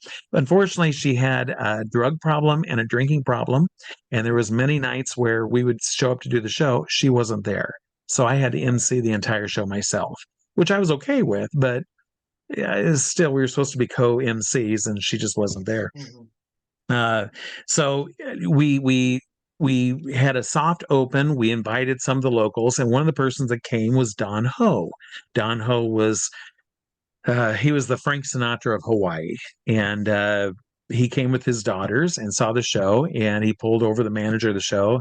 The manager comes to me and he says, "Mr. Ho would like to talk to you." And I went up to him and I said, "Yes, Mr. Ho." And he says, "You are funny." He says, "You're beautiful. You're funny. You're great. I want you to come work for me." And I said, "Oh, well, I appreciate that. Let me think about it." And I walked away. The manager came to me and he said, "What do you mean you're going to think about it?" And I said, I've never been to Hawaii and I'm working 6 nights a week with this show. I really don't want to work all the time. I'd like to enjoy the island while I'm here. So I think I'm just going to pass." And he says, "You don't understand. Don Ho gets what he wants. And if you don't do this show, our show will close in 2 weeks and all of us will be out of work. So you have to go work for this man." And I went, ugh. So what he wanted me to do was just make a cameo appearance an hour before our show in his show at the Windjammer. So I would get made up and go down to the Windjammer, and his daughters taught me how to do the hula. And they made me a full hula outfit, the authentic hula skirt, coconut shells, this huge blonde white wig with flowers in it, flower lays on the wrists, flower lays on my ankles. And he would sit, he was an alcoholic, wino, and he would play his organ and all. And behind him was a raised stage with an Austrian curtain. And he says, "Oh, he's darling." And he had like a molasses type voice. He says, "Darling, I'm telling you," he says, "I have blue hairs. And my blue hairs, they're not going to go for the word bitch. So you've got to have another name." And I says, "Mr. Ho, I don't care. It's just a character. I can be anything you want. It's fine." He says, "Well, you're going to do the hula as I sing the song Tiny Bubbles. Why don't you be Tiny Bubbles?" And so I was named Tiny Bubbles by Don Ho. So he would be in the middle of "Tiny bubbles in the wine. Make me feel happy, make me feel fine." And as he did that, the Austrian curtain would come up and I'd be "Tiny bubble in the wine." And I'd do all the moves and people would laugh. And I get done with the da da da da da da da da, and it would get done. And he'd say, "Ladies and gentlemen, the beautiful Miss Tiny Bubbles." And there'd be applause. The Austrian curtain would come down, and out the door I went down the street and get ready. And I'd do my show then. So I did both shows going back and forth. So Don Ho named me Tiny Bubbles. Backing it up a little bit, in Vegas, sharing the stage at the Sahara, since I was good friends with Kenny Kerr, I knew a lot of the people backstage, including a lady who was doing her show before Kenny Kerr's show, and that was Melinda, the First Lady of Magic. Oh, yeah. And yeah, Mindy. And I've known Mindy and her brother David since he was 9 years old. So I've known the family for quite some time. When I first saw Mindy, she was signing posters, and I said, "I have a collection of posters autographed to my stage name in my office in Phoenix. Is there any way that you would fill it out to Bonnie Bitch?" And she stopped and stared at me. And she goes, "Bonnie what?" I said, Bonnie bitch, I know. I'm sorry. I hope you don't mind. Otherwise you can do it, Steve, if you want. And she goes, no, this is great. She says, to Bonnie bitch, all my love, Melinda. She gave it to me and she says, sorry, everyone, I have to go. She grabbed my wrist. She says, come with me. Come with me. And so we went backstage upstairs to the big dressing room. There's her mom, her sister, her brother, and a few other people and all. And she says, Mom, come here. I want you to meet Bonnie bitch. And her mother walks up to me, holds her hand out. I take her hand and she says, nice to meet you, but I'm Bonnie bitch. You can be Bonnie bitch number 2. And everyone started laughing. And I was like, yeah, I'm not in on this joke, And she explained, she says, you have to understand my children, God love them. My name is Bonnie Sachs, and my children have forever called me Bonnie bitch. Oh, excellent. So it's funny that I meet a female impersonator whose name is Bonnie bitch. And so I said, I ended up spending 3 hours with them backstage there talking, becoming friendly with the family and everyone else and all. So fast forward on now, Bonnie is divorced and she's remarried. And I'm in Hawaii co-hosting this show. And she comes, she sees me. She goes, oh my God, Bonnie bitch. And I said, shh. I said, it's tiny bubbles now. And she goes, she saw the show. She loved it. So I go back after my contract's done. I go back to Wisconsin Dells. I'm back in this kiddie park. I'm producing shows again and all, running this park. She calls me and she says, honey, she says, I want you to come to Vegas and replace Kevin James in a new show I've opened up called Showgirls of Magic. And I said, well, Kevin's a friend of mine. I really don't want to replace him. She says, well, I'm firing him. And I says, I'd like to talk to Kevin. She says, okay, do whatever you have to do. So I called Kevin and Kevin says, she's fucking nuts. But if you want to work for her, hey, go for it. That's fine. I love Bonnie to death. She has no real magic sense, I guess you might say. So imagine you're on a small stage, theater seats 200. It's like a double wide trailer, so it's really long, kind of like the Magic Circle theater. It's just really long and thin. Yeah. But it doesn't rake up. It's a flat floor, and then the stage is raised up by about 4.5 feet off the floor. And black curtain, black stage floor, and she does décolleté chair sitting in front of the curtains. Décolleté chair, in case any of your viewers don't know, it works with a trap door. And so she cut a trap door in the stage in one, which is in front of the main curtain, so they could do this décolleté chair. The girls are dancers. They're not magicians. They're trained to do the magic, but they're choreographed dancers. They're wearing 6-inch stiletto heels. So as they're dancing, they don't see the cut, and their heels are getting caught in the cut of the trap door. So Bonnie's answer was to put white tape around the square so the girls can see where that is, so they don't get their heels caught. That's cut everybody else. Yeah. So yeah. And amazingly, they set this chair over this white square, and she vanishes. Wonder how that happens. So Kevin is doing his act. He's doing the floating rose. He brings a lady up on stage. What's the one line every magician uses? It seems like a hack line where you come up, stand here, stand on the trap door. So he'd say, here, stand right here, stand on the trap door. Bonnie would say, what the hell are you doing? Don't tell everyone it's a trap door. Stop it. And he said, Bonnie, it's an old joke that we all know when it is a trap door, So after 2 weeks of the show being open and him doing that every show, 2 shows a night, 6 nights a week, she had enough. She was firing him. That was it. Antonio, the little 4-foot tall, perfectly proportioned little person that did Charlie Chaplin with Kevin. He didn't want to, he'd been working with Kevin for 8 years at that point, and he didn't want to work with Kevin anymore. He wanted to stay there and work in Showgirls of Magic. So she kept him. So she's in Hawaii. She's seeing me perform there. And she calls me then a year later. I'm in the Dells, and she says, honey, I want you to come work for me in Vegas in my show, Showgirls of Magic, and replace Kevin. Will you work with a midget? And I went, sure. So after talking to Kevin, I went, all right, yeah, I'll do it. So she says, well, you're not going back to amusement parks. You're going to be a Vegas kid. You're going to work for me. And I said, all right. So I thought, okay, it's Vegas. I've done 18 years of touring, and I'm tired. I want to sleep in my own bed. I don't want to sleep in a hotel room every night. I want to vacuum my own floor. I want friends. I want to be able to go out to dinner with friends. So it's time. So I go to Vegas, and my contract is I get $50 a show, $100 a night, $600 a week. I pay for my own apartment. I pay for my own food, blah, blah, blah, blah. So it's a big cut from $10,000 a week to $600 a week. And I'm doing 12 shows a week. Great. I get partnered up with Antonio, and she says, okay, I'm going to have you do your fat share. So I've got this share outfit with the big hair and so forth and all. And then out came little Sonny Bono. And we would do I Got You, Babe. And so we were a fat share and little Sonny Bono. And that we ended up on HBO with that and a bunch of other appearances and all. It really was a very funny act. So I'm doing that. And I was with the show for 11 years, but 9 years into it, not 9 years, I'm sorry, take that back. 4 years into it, everyone likes me at this hotel. Everything's going really well. And I'm gonna back it up just a second, just because I want to get this story out too. Then in the show was Los Latin Cowboys. They're Argentinian cowboys. They do the balls on the end of ropes that they bang, bang, bang, bang, bang, bang on the floor, stage floor. They got the drums that they beat, and they're in the show also. And it's my first night. I'm a farm boy from Iowa. I've never been on a Vegas stage. So my first night, I'm doing the drawing board. I'm standing there, and of course, looking at the board, I can see off stage left into the wings.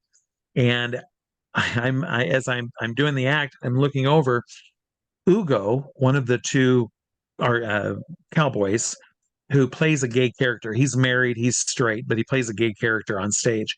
He's got his pants pulled all the way down around his ankles, so he's bare butt on all fours on the stage floor in the wings.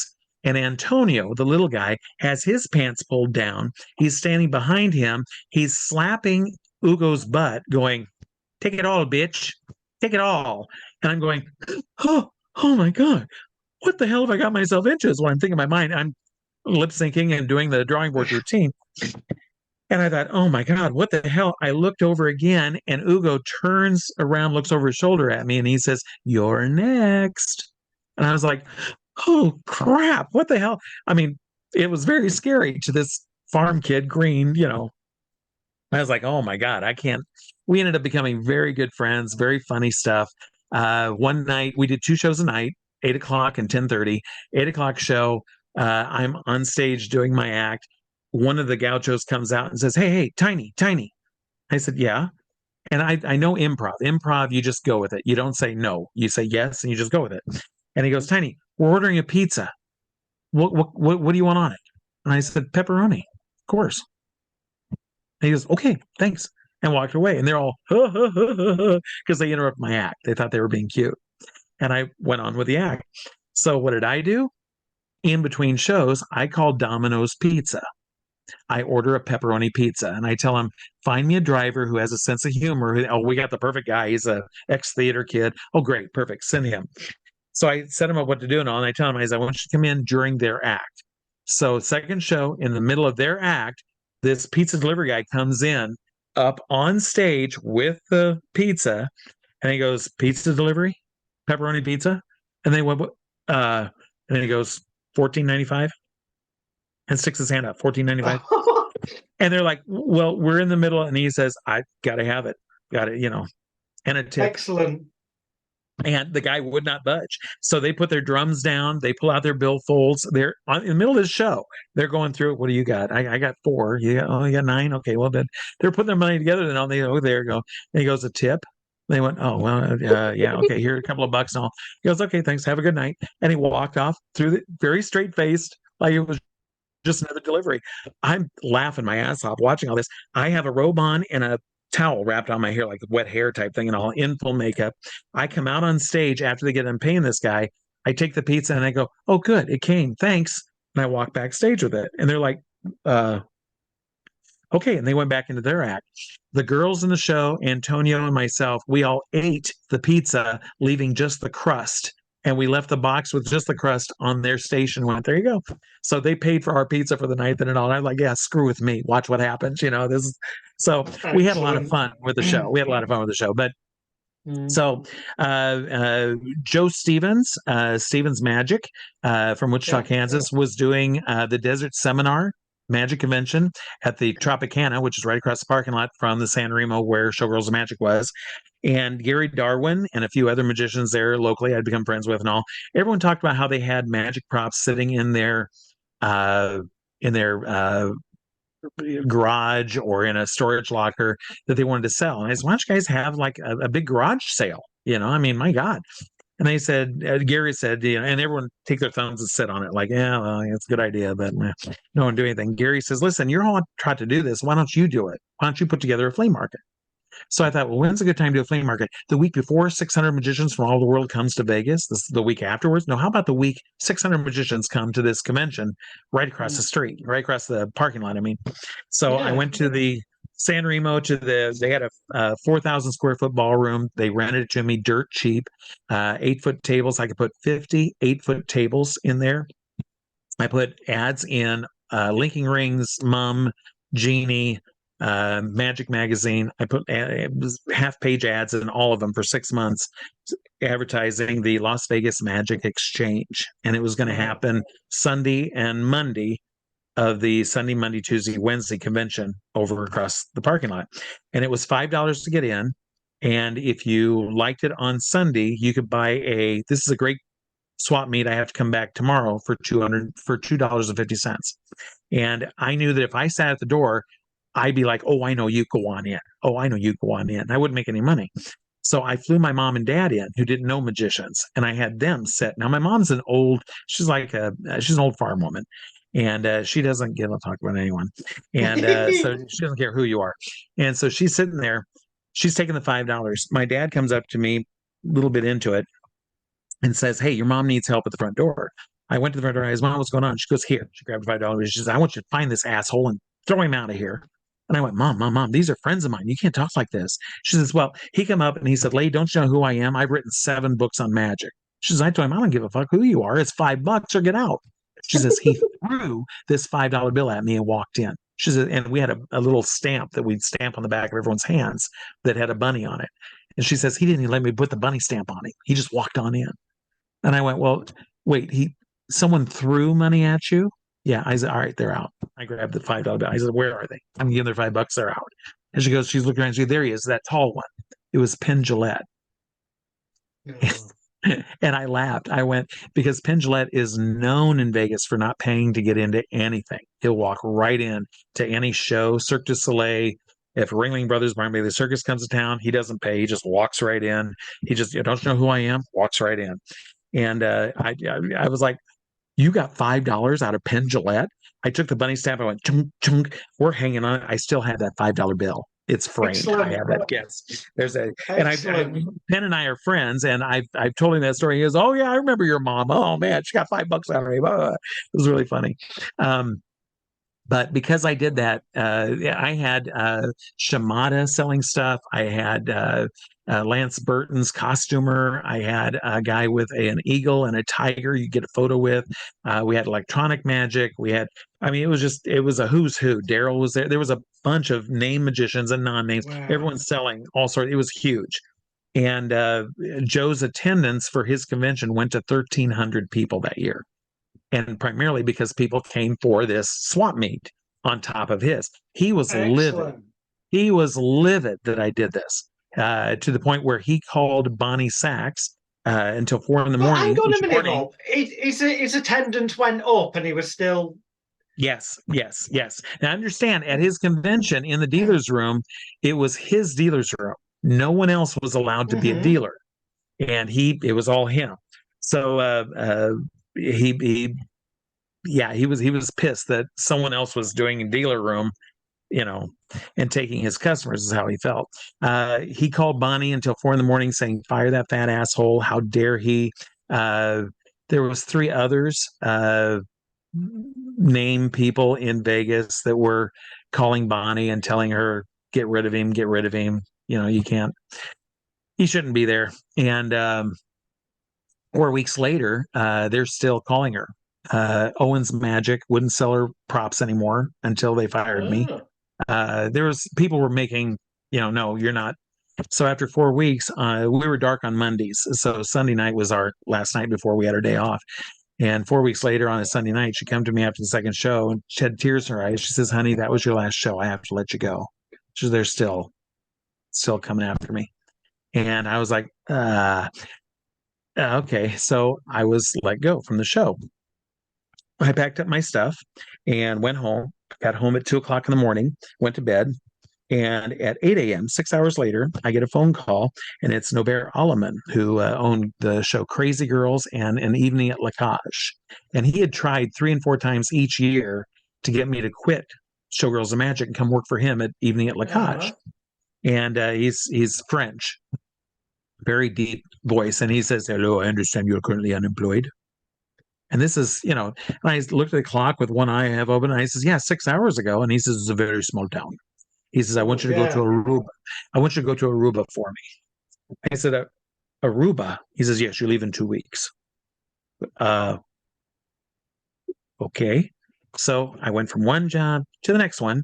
I packed up, got rid of my apartment, and flew to Aruba with a 2-week contract. And after 2 weeks, he gave me 2 more weeks. After those 2 weeks, he signed me a 6-month contract. After that 6 months, he signed me to an even bigger contract, having me do magic in the show and do strolling magic in the restaurant before the show. He had me do line entertainment before the show, and I switched costumes each time. And then I was the maitre d' or maitre d's or whatever you call it. So when people would come in, I'd say, "How many are there? Two this way right here," and I had different people run them to tables and all. And I made extra money that way too. Then and all. So I'm on this island in Aruba getting paid. He says, "How much was Bonnie paying you?" And I told him. And by that point, I gotten raised to $800 a week. And he says, "I'll double it. I'll give you 1,600 a week, and I'll put you in a 2-bedroom, 2-bath, 2-story townhouse in Aruba, and it's all tax free." And I went, "I'm there. That's fine." So I ended up working in Aruba, stockpiling money, saving it away, and did really well with that. After 13 months in Aruba, he offered me a 5-year contract. Have you ever been to Aruba? I haven't, no. Aruba is 7 miles wide and 16 miles long. You can rent a rental car and drive around the entire island in 20 minutes. So you get island fever pretty fast. I'm not a beach guy. When I lay on the beach, people start yelling, "Rolling back in the water, save the whale, save the," I just, so I didn't take it. And I ended up leaving the show and I came back to the States. I should back it up here a second with Showgirls of Magic. When I went to work for Bonnie Sachs, she had me do the fat share with Sonny Bono. And my first week there, she says, "Honey," she says, "you're very funny and you're about 350 pounds. And you make the little guy look little, but if you can get up to 500 pounds, you'd make the midget look smaller and it'd be better for the show." And I said, "Yes, ma'am." And I started packing on the weight, and I went up to 503 to 513. For 18 years, I weighed 503 to 513. I had several heart attacks on stage. The last one in Zombie Burlesque, I had 9, 2 severe, drove myself to the hospital. They had to go through my wrist and put stents into my heart. One day later, I was back in the show, working again. So my health wasn't the best in any way, shape, or form. But when I came back from Aruba, I I got a call from Six Flags in Houston at Astroworld. They wanted me to come down there and do some costuming work and show work for them down there. So I went down there, started working for them, and that was 1999. And season ended, and Antonio called me and he said, "Hey, I just got us a year at the Crazy Horse in Paris, France. We're going to do Sonny and Cher. We're going to do Sonny and Cher. That's it. 2 shows a night, 7 nights a week for a year contract." And the pay was really good. It was an apartment right around the corner. And I said, "Great, sounds good. That's fantastic. I'm going." So I've just, my whole life, again, those doors, that hallway, door cracks open. Okay, we're going to go down, let's go. So I'm ready to do that. I finished my contract with Six Flags. It's now November. And I call my mom in Iowa here on the farm. And I said, "Hey, I just accepted a contract. I'm going to Paris, France, the middle of December. So I'm going to come home for 3 weeks before I leave and spend time with you and Dad on the farm. And, we'll have an early Christmas, and then I'll head over to Paris." And she says, "Oh, I don't know how to tell you this." She says, "Your father's just been diagnosed with cancer. He's got 4 to 6 weeks to live." And I thought, and my dad and I were never really close, but I thought, you know what? Paris will always be there. Dad won't. So I called Antonio and I said, "I have to cancel. I can't do it. I've got to go home, take care of my dad. And so I canceled that contract. I came back here to the farm and was here on the farm. So here it is, November, and I'm sitting with no job, no work on a farm. And wintertime, there's no work on the farm anyway. And I thought, I got to do something. There was no magic shops here in Des Moines, Iowa. And so I thought, all right, let's open up a magic shop just for the Christmas season. And I thought, where do I go? Oh, I'll go to the mall and have a kiosk.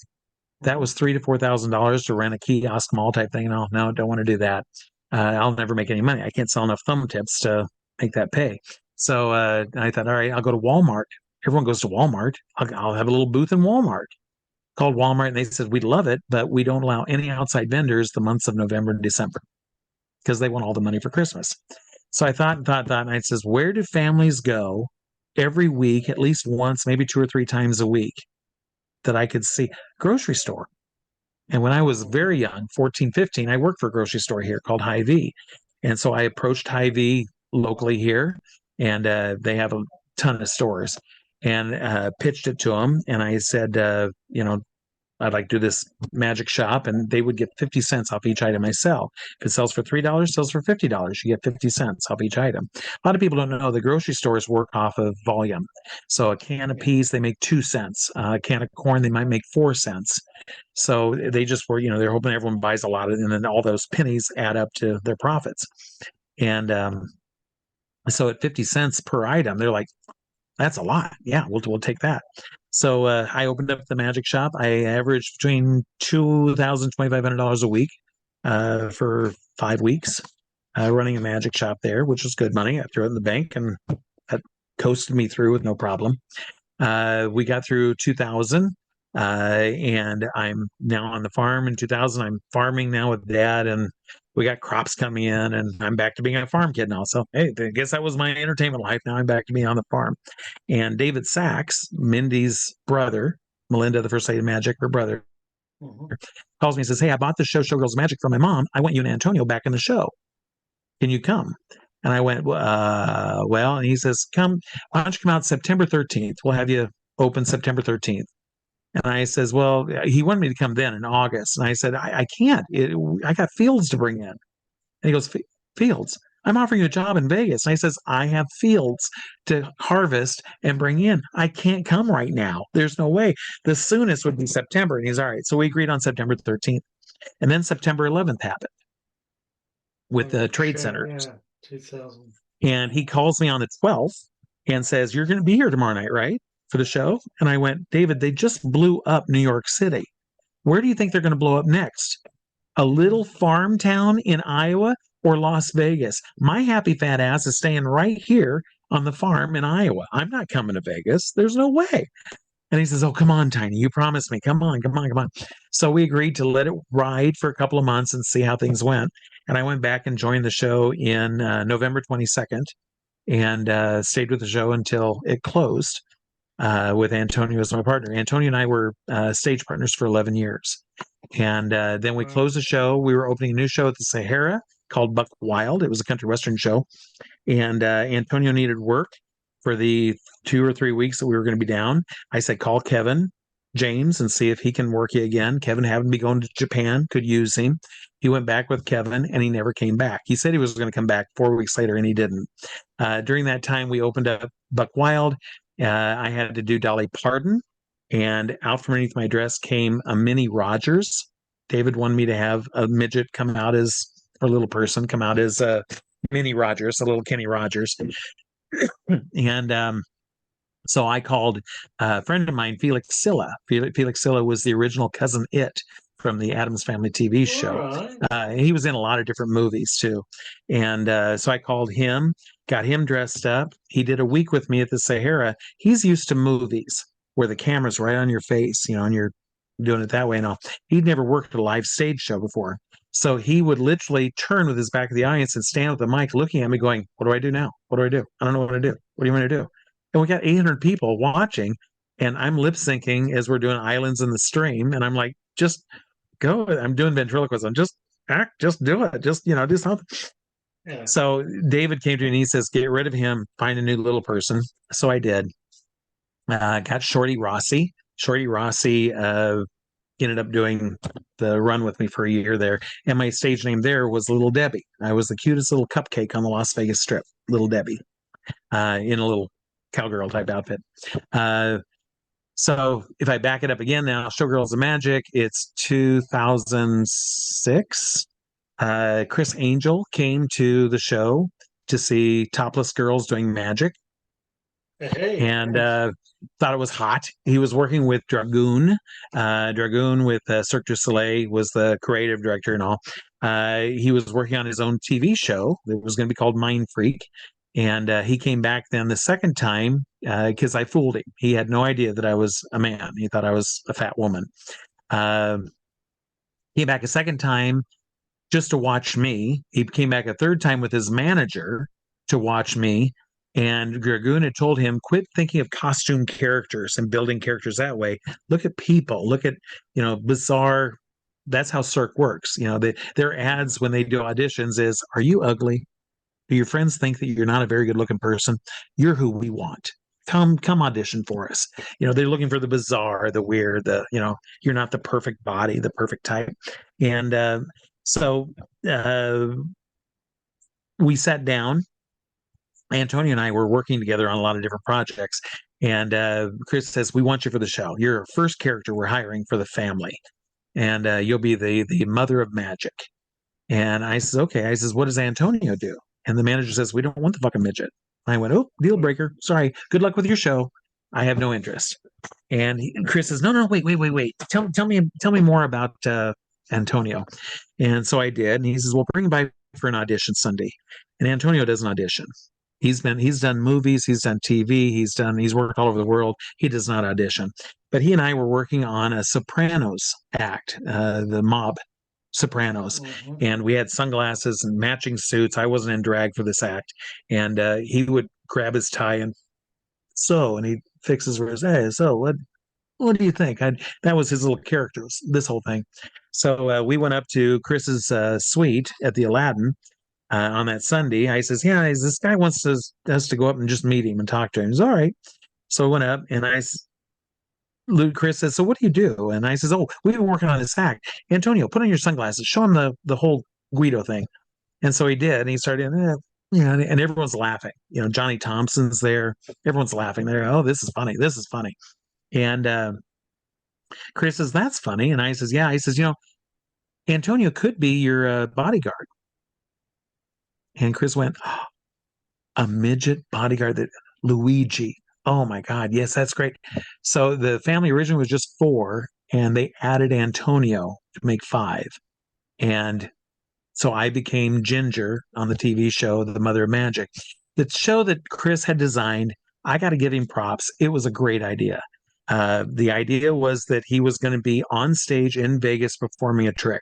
And all of a sudden the camera go whoosh right up to the camera, whoosh back out again, up to his eye and back out again. And he'd be out in the middle of this desert. Let's say he's doing the water torture cell and he's on stage in the water torture cell, whoosh up to the eye, whoosh back out again. Torture cell is sitting out in the middle of this desert. Very Fellini-esque type of very Salvador Dali type imagery. And none of us spoke. It was all with our minds.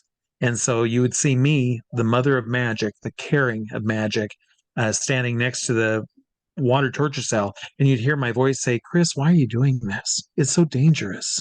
And Chris would say, well, it's an old trick. Houdini did it. Houdini did die in it, da-da-da-da-da. And then Johnny Thompson, who was the classic of magic, his character would be there and be like, yes, it was a classic of magic, and Houdini did die in it. So they give a little history lesson on the trick. And then the camera would whoosh up to his eye again, whoosh back out. He'd be on stage in Vegas again. Just for any magical purists, we know Houdini didn't die in it. That was just narrative for the public. Yes. And so then he would finish the trick on stage in Vegas, and that was it. So that was the whole idea behind Mind Freak, the family, and help tell the history and that type of thing and all. And A&E Network wanted 3 things. They wanted reality TV. They wanted a David Copperfield big finale trick. Make sure you come back. Watch the end of this episode because Chris is going to catch a bullet with his teeth. type thing. And they wanted it very casual. They wanted it camera going behind the scenes type thing. So we filmed behind the scenes and showing a lot of setup and stuff and so forth and things without exposing anything. There was no CGI at all. Everything was set up. At one point, Chris was doing a skip rope with Antonio holding on to the other, I'm sorry, Leilani, the pretty sexy girl, was holding the other end of the rope. Antonio was watching a clicker, and the little kid was jump roping. And Johnny Thompson and I were sitting in chairs watching this. And Chris would let go of the rope and walk, and it still kept going on its own. Broad daylight, outdoors, full sun. And I leaned over to Johnny as we're filming, and I said, if I wasn't sitting right here, right now, I would swear that was CGI. I'd swear it. It was so well done. And no CGI. Everything was no camera tricks. It was all rigged up and done out in the middle of this desert. And so we as time went on, Chris increasingly became more egotistical. At one point, we had to. So Antonio and I was doing Showgirls of Magic 8 and 10:30. We get down around 12:30, 1 o'clock in the morning. I would drop Antonio off. I would get to my apartment around 2 in the morning. I'd sleep until 2:30, 2:45, like a half hour, 45-minute nap. Get back up, shower and shave again. Go pick up Antonio, and then I'd have to have him and I at the Aladdin for a motorhome. They had one for the girls and one for the boys. And we had to drive 2.5 hours to 3 hours drive outside of Vegas to a location to film all these little pieces. And we got on the bus. And so there's Johnny, there's the 9-year-old boy who played the imagery of Houdini, Chris, Antonio, and myself, the 5 of us on this bus. And we're riding along, and we were going through scripts for the day, what we're going to do. We're all tired. After the first week, we're all like just dragging because we would go out there. We'd film from 6 a.m. until 6:30 p.m. And then the PA would put Antonio and I in a car, and we go 90, 95 miles an hour back to Vegas. We get into the showroom at about 10 minutes till 8 for the 8 o'clock show. I would change makeup. And then I was on at 8:09 because I was the MC of the show. And I'd do the 8 o'clock, the 10:30, back home, another half hour, 45 minutes sleep, and then back. And it was draining on me. I was getting really, really tired. So I told him, I said, Chris was tired. Johnny was up in age. He was tired. The little kid was 9 years old, for crying out loud. Here it is, 3 o'clock in the morning. And I said, listen, we've got a king size bed in the back there of this trailer, this mobile thing and all. We got a 3-hour ride. Let's all just sleep. I said, Chris, you're the star of the show. And if you go down, there is no filming. So you need to get your rest. So you need to sleep in that bed. Johnny, you're up in age. You need to rest too. You sleep there too. It's a king size bed. There's plenty of room. It's a 9-year-old kid. You can get in the bed too, because it's a king size bed. There's plenty of room. There's no, Antonio could sleep on the couch because it was like a king size bed for him because he was a little person. And they said, well, Tiny, here, you get in bed with us too. Well, there was like that much space left on the bed after everyone else filled it up. And I went, no. I grabbed a pillow and a blanket and I laid on the floor. And I said, I'm fine right here. Everyone just sleep. It's just 3 hours, just a nap. I laid down. The first time that I did that, all of a sudden the covers lifted up and I see this big muscular hand come around on my chest. And it's a thin little walkway. So we're spooning. And I look over my shoulder and it's Chris. And Chris looks at me and he says, you're as much a star of this show as I am. So if the floor is good enough for you, the floor is good enough for me. So we slept. Yeah, we slept spooning wise for 2 weeks every morning so I've slept with Chris Angel. That's terrible, but unfortunately over time, his ego got to him. We would look at dailies, which is the end of the day. You go through all the footage you shot. And we go through dailies and he would say, oh, my hair is going this way. The wind blew it. Let's CGI it so that my hair is going this way then. And Johnny and I'd be like, no, leave it natural. Leave it the way. Don't CGI stuff. That's where you start. And it ended up with lots of fights and stuff and all. I did 3 seasons. We all did 3 seasons on the show. Cirque du Soleil bought the show and was going to put in Mind Freak at the Luxor. They called us in one at a time and offered us $200,000 a year for 10 years. So it was a $2 million contract to do Mind Freak at the Luxor. The five of us sat down, had dinner, and we all five decided that $2 million was not enough to spend 10 more years with Criss Angel. So we all five quit. So we all walked away from $2 million contracts and said, nope, not what we want. We're done. Tell you, when I release this video and podcast tomorrow, in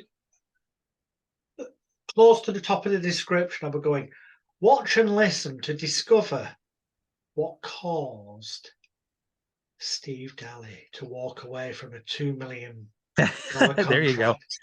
There you go. Wow. There you go. Bloody hell. Yeah. Yeah. Yep. So, we didn't do that. I won't go into it. There was a young kid that I mentored that I invented a trick. I invented the trick. I had been on the show. I had a credit on the show, so forth and all. I'm very much a giving type person. I like to give as much as I possibly can, help others, because some people have helped me in my career. So this kid was 19, 20, maybe 21. I gave him the trick, taught him the trick, had him practice it a little bit. I said, okay, this is what we're going to do. I'm going to take you to Criss Angel privately. You're going to do the trick for him and Johnny and a few other people, and then Banachek. And when we were done with the trick and all, I says, I want you to give the trick to Criss free of charge. I said, Criss is going to do a video. He's going to sell the trick, and you're going to be on the video next to Criss Angel teaching your trick. Okay, and that way you'll have a credit when he does it on the TV show for that one episode. You'll have a credit as a magic consultant. So you'll have a TV credit at the age of 20 or whatever it was. And all. I thought it was a generous thing to do. I thought it was a nice thing to do. Yeah. So I take him up. He does the trick. He does it poorly. Everyone catches on to what's going on. Criss sits down. So it's Criss, myself, this other kid. And Criss says, okay, so I want the trick. How much? And the kid says, I'll get back to you on that. And I went, no, you're going to give it to him. And Criss says, no. I don't want to take things from your friend, Steve. He says, I'll pay for it. I said, no. He's going to give it to you. It's yours, free. And this kid says, well, I used to work in a magic shop, and it's a secret we sell. Everything's valuable. So yeah, I'll come up with the price. And I went, we got to go. And we walked out. I was fuming. I said, I invented that trick. I gave it to you free of charge. What the hell are you selling it for? Well, this was the deal. You were to give it to Criss. That's all there was to it. And he goes, no, Steve. Yeah. So we get back. I had the apartment complex I lived in. I got him an apartment in that complex. So he was living right across from me. He came down to my office one day in my apartment, sits down the next day. Sits down, puts his feet on my desk, and he says, okay, I think I'm going to tell him I want $10,000 for it, $10,000 for the trick. He says, so call him up and I'll arrange it. And I went, no. And I had Chris's personal cell number. I said, no. He says, well, all right, tell you what, just call Criss, give me the phone, and you leave, and I'll handle it. And I went, no, you're giving the trick to him. You're not. So we had words, and I said, get the hell out of my apartment. I don't want to talk to you anymore. You're done. And when people piss me off that way, they're dead to me. I can walk right past them. I don't even see them. I won't acknowledge you. I won't talk to you. You're just dead. You're out of my life. And I can live my life easier that way. I'm fine that way, doing that. So I would see him passing by in the next week or two and all. He'd say, hey, how you doing? Keep right on walking. I didn't talk to him, nothing. I get a call from a friend, Johnny Thompson. He says, hey, Criss bought that trick for $8,000. I went, what? No. So I call Criss. Criss gets very upset with me that, Steve, I already got the paperwork. I got the attorneys on it. No, I've already given you the money. They hung up on me. Criss was now pissed off at me. I get a call back from Chris's assistant, who's 20. He says, hey, I have this other kid on the other line. Tell me your version of the story. I told him. And he says, well, I was here and I saw that you said it was his trick. And I said, no, I gave it to him. to give to Chris. That's how I did. And I ended up, he pushed my buttons. He says, I don't believe you. And I'm like, listen, kid, you're a 20-year-old snot-nosed kid. You don't know crap. And he was pushing my buttons pretty hard. I said a word I shouldn't have said. I called this kid something I shouldn't have. I was raised that this word, I won't say the word, but this word meant to lie, to cheat, and to deceive or steal. And if you add another word to this word, then you're putting a certain ethnic group down by calling them this name. Okay. So by not using that ethnicity and just using that word, I thought I was using it properly. And I said, no, he's a blank. And this kid says, hey, I'm that ethnicity. And he said, so fuck you. And I went, well, clean out your ears. I didn't say a blank blank. I said, he's a blank. And he says, yeah, I know how we're going to handle this. And he hung up on me. And that was the last time Chris Angel ever talked to me. And I was kind of banned and shunned away from all of that. In fact, is in Chris's book, he names everyone else, but he just says a drag queen played Ginger. He doesn't even say my name or doesn't give me credit or anything like that with all that. So it is so what sad. it is. And I don't own a TV. A friend of mine bought me a TV after the show aired.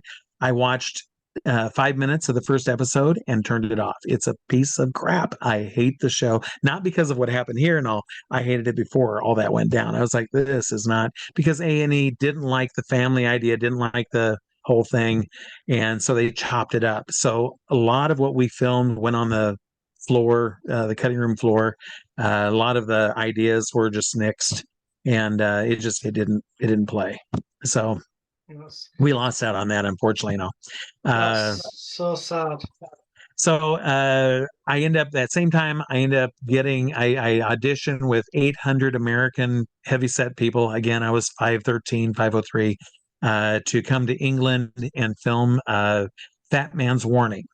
Fat Man Warning has aired 9 times. I know it's aired 9 times because I've gotten fan mail 9 times from England, and it'll never air in America. It is a bit embarrassing if anyone ever watches it. I am very open and I'm very honest, and I talk about all sorts of things that fat people go through in their lives, and it isn't pretty in any way, shape, or form. When I auditioned, they said, oh, we love the fact that you do the drag. We love the fact that you do the magic and the puppets and the comedy. And, oh, you're perfect for this and all. We filmed 2 weeks in Vegas, 1 week here in Iowa on the farms, and then 4 weeks in England. And we went all over Ipswich and Sheffield and Boston and Blackpool and London, and we went all over filming. I love your country. Absolutely love your country. Your people are sweet.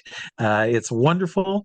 The one thing that impressed the hell out of me, and I've banged this drum in America ever since, and that is your traffic lights are brilliant, just bloody brilliant. You've got your lights go just like in America. It's red, yellow, and green, and so it's green. You take off.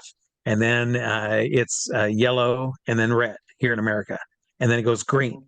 And so when you're sitting at the intersection and it goes green, it's like the Indy 500. Everyone just takes off as fast as they can. Some people don't. Some people do. It's a mess. But in England, they go green, yellow, red, yellow, green. So when you're stopped, all of a sudden then it'll go yellow and you'll see all the cars start slowly going forward and then green and they go. And I'm like, it's so smart. What the hell's wrong with Americans? You gotta put the yellow back in there in between. This is so dumb that we just take off, So I love your country to death. I really do. And enjoyed it immensely. Fish and chips. Oh my God. Sweets. Okay. It's candy, but it's sweets, and and the crisps and your trunk sales. I went trunk sailing. Car boot sales. Yeah, we call them car boot sales. Yeah, boot sales. Yeah, I went boot sailing. I was like, man, I love this so much. They put me up in a flat 1 block from Tower Bridge. Okay. It was very nice. It was very nice. They really took care of me. They did fill the fridge. What they thought was enough food for a month. I opened it up and I went, that's going to last me 3 days. I mean, come on. And they went, well, your portions are really small. I was a 500-pound man. I'm like, you're starving me to here. I can't believe. But I enjoyed the hell out of it. So I really want to come back, and I plan on coming back sometime and all. But at that time, I realized that because of my weight and how hard it was for me to move, because I was getting up in age, I thought, I don't want to. My career in Vegas was kind of up in the air. There weren't any shows for me to go into at that time. So I was like, okay, well, what am I going to do now? I got to work something out.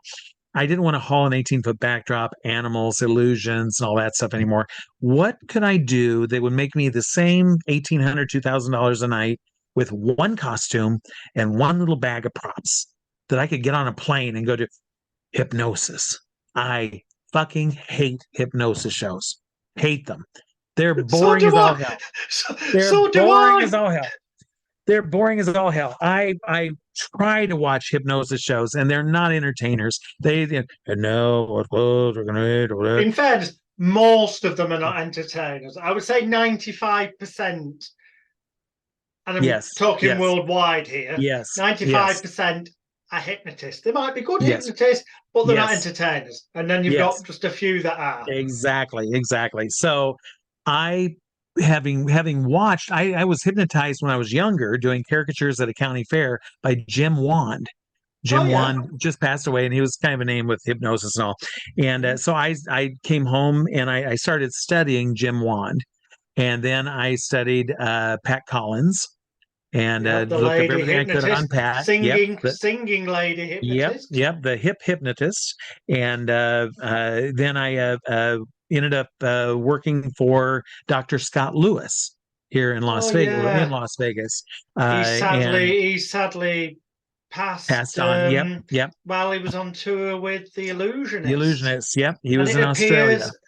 It appears he was climbing from one balcony to another. We don't know why, but I do know why. I do. I know the inside story. Let me tell you. Having worked with Scott for a year as his assistant and him training me to do the hypnosis shows at the Riviera in Las Vegas, I got to know him really well. He was much like Howie Mandel. He was a germaphobe. And there was one day that he had a bottle of water backstage. I accidentally bumped it with my hand. It hit the floor. I caught it before it hit the floor. I handed it to him, and he went, "No, just throw it away. I'll get a new one." He was that much of a germaphobe. No, you can't touch that. So he was very much that kind of person. When he was on tour, he was very nervous, and so they were giving him medication to calm him down. And the night before they were to open there in Australia, they were all drinking, and he had mixed the medication with alcohol, and it did a number on him so that he was just out of his mind. And so he ended up climbing over, and he fell to his death off the balcony there and all. That's so sad on so many levels. Very tragic his passing, but I also find it also sad, genuinely sad, and I don't mean this in a way that is being critical of someone who's passed away. That he also had he used to have the website celebrityhypnotist.com. I know because I looked into a company tried selling it me after his death because my YouTube channel is Celebrity Hypnotist, so hence there you go, looking for someone to sell to. And he also did hypnotherapy, and he sold hypnotherapy programs and stuff. And I find it really sad that someone who was selling such things to the general public hadn't sorted their own shit out. Yeah. Unfortunately, he was a very complicated man, but a very sweet guy. He really was, and he really taught me quite a bit.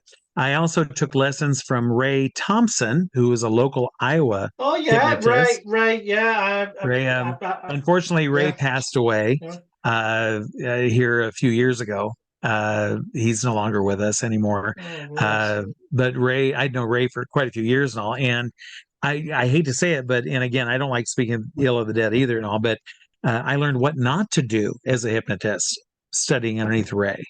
One of the things that Ray did, and I do it comically, I love him to death. God rest his soul. He was a great guy. He really was, and all.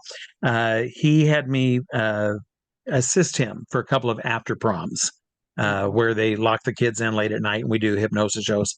Yeah. I know it's a big market here in America, and so I went to assist him at these shows, and he tells some girl, he says, and he talk like this. You get excited and you the type thing on, and he says to this girl, he says, now the person I'm touching now, when you hear me say Texas, you're going to find the nearest bald-headed man, you're going to run up and you're going to love his bald head. You're going to rub your hands all over his bald head. You love a bald head. Anytime you hear me say Texas, you're going to, okay, all right, and sleep. Very good.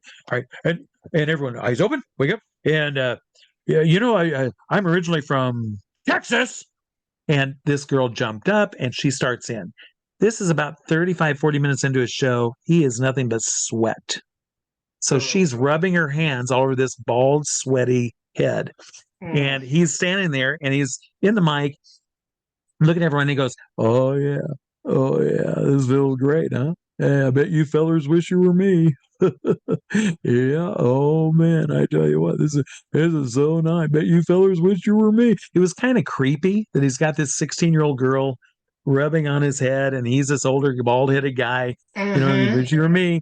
And he says, "Oh well, I'm going to bring her out of it now. Let's see, on the count of three. Oh, I bet you fellers wish you were me. Here we go. 1, 2, 2.5. Oh, I forgot. I have to start again. 1." And she's still rubbing away and all. This just goes forever. And finally goes 3. And she goes, oh. And she's looking at her hands, and he that there is the sweetest smelling perfume you've ever smelled in your life, and you want to rub it all over your body. And she goes, oh. This 16-year-old kid, and she's rubbing his sweat all over her face, her body, and I'm going, I mean, the parents and I are in the back, and I'm going, you've got to be kidding me. There's no way. And he goes, yeah, that great. Yeah. He did it both shows that night, both after proms. And I was like, no, don't get me wrong. No. I've done routines equally as bad. But with adults over 18s, exactly, advertised as closed doors, know your market. Know your market. Yeah. Know your market, know your demographics. And I was like, oh, Lord, no. So again, I learned a lot of what not to do watching Ray. Yeah. And then the last one was Mark Savard. I took Mark's class here in Vegas there in Vegas. And I didn't really learn a whole lot from Mark. I idolized the hell out of him and all beforehand there and all, but the problem I had with this course, it was very expensive, thousands of dollars, and there was 99 of us in the class, and the hypnotherapy kept coming up, and I have no interest in hypnotherapy. I know that people say, oh, to be a good hypnotist, you really need to know hypnotherapy. You really should do this, that, and the other thing. And all. I've studied enough that I can watch for the signs of things that would problems, that type of thing and all. But I'm a comedy hypnotist. That's all I want to do is a comedy hypnosis show. I don't want to cure people. I don't want to help them.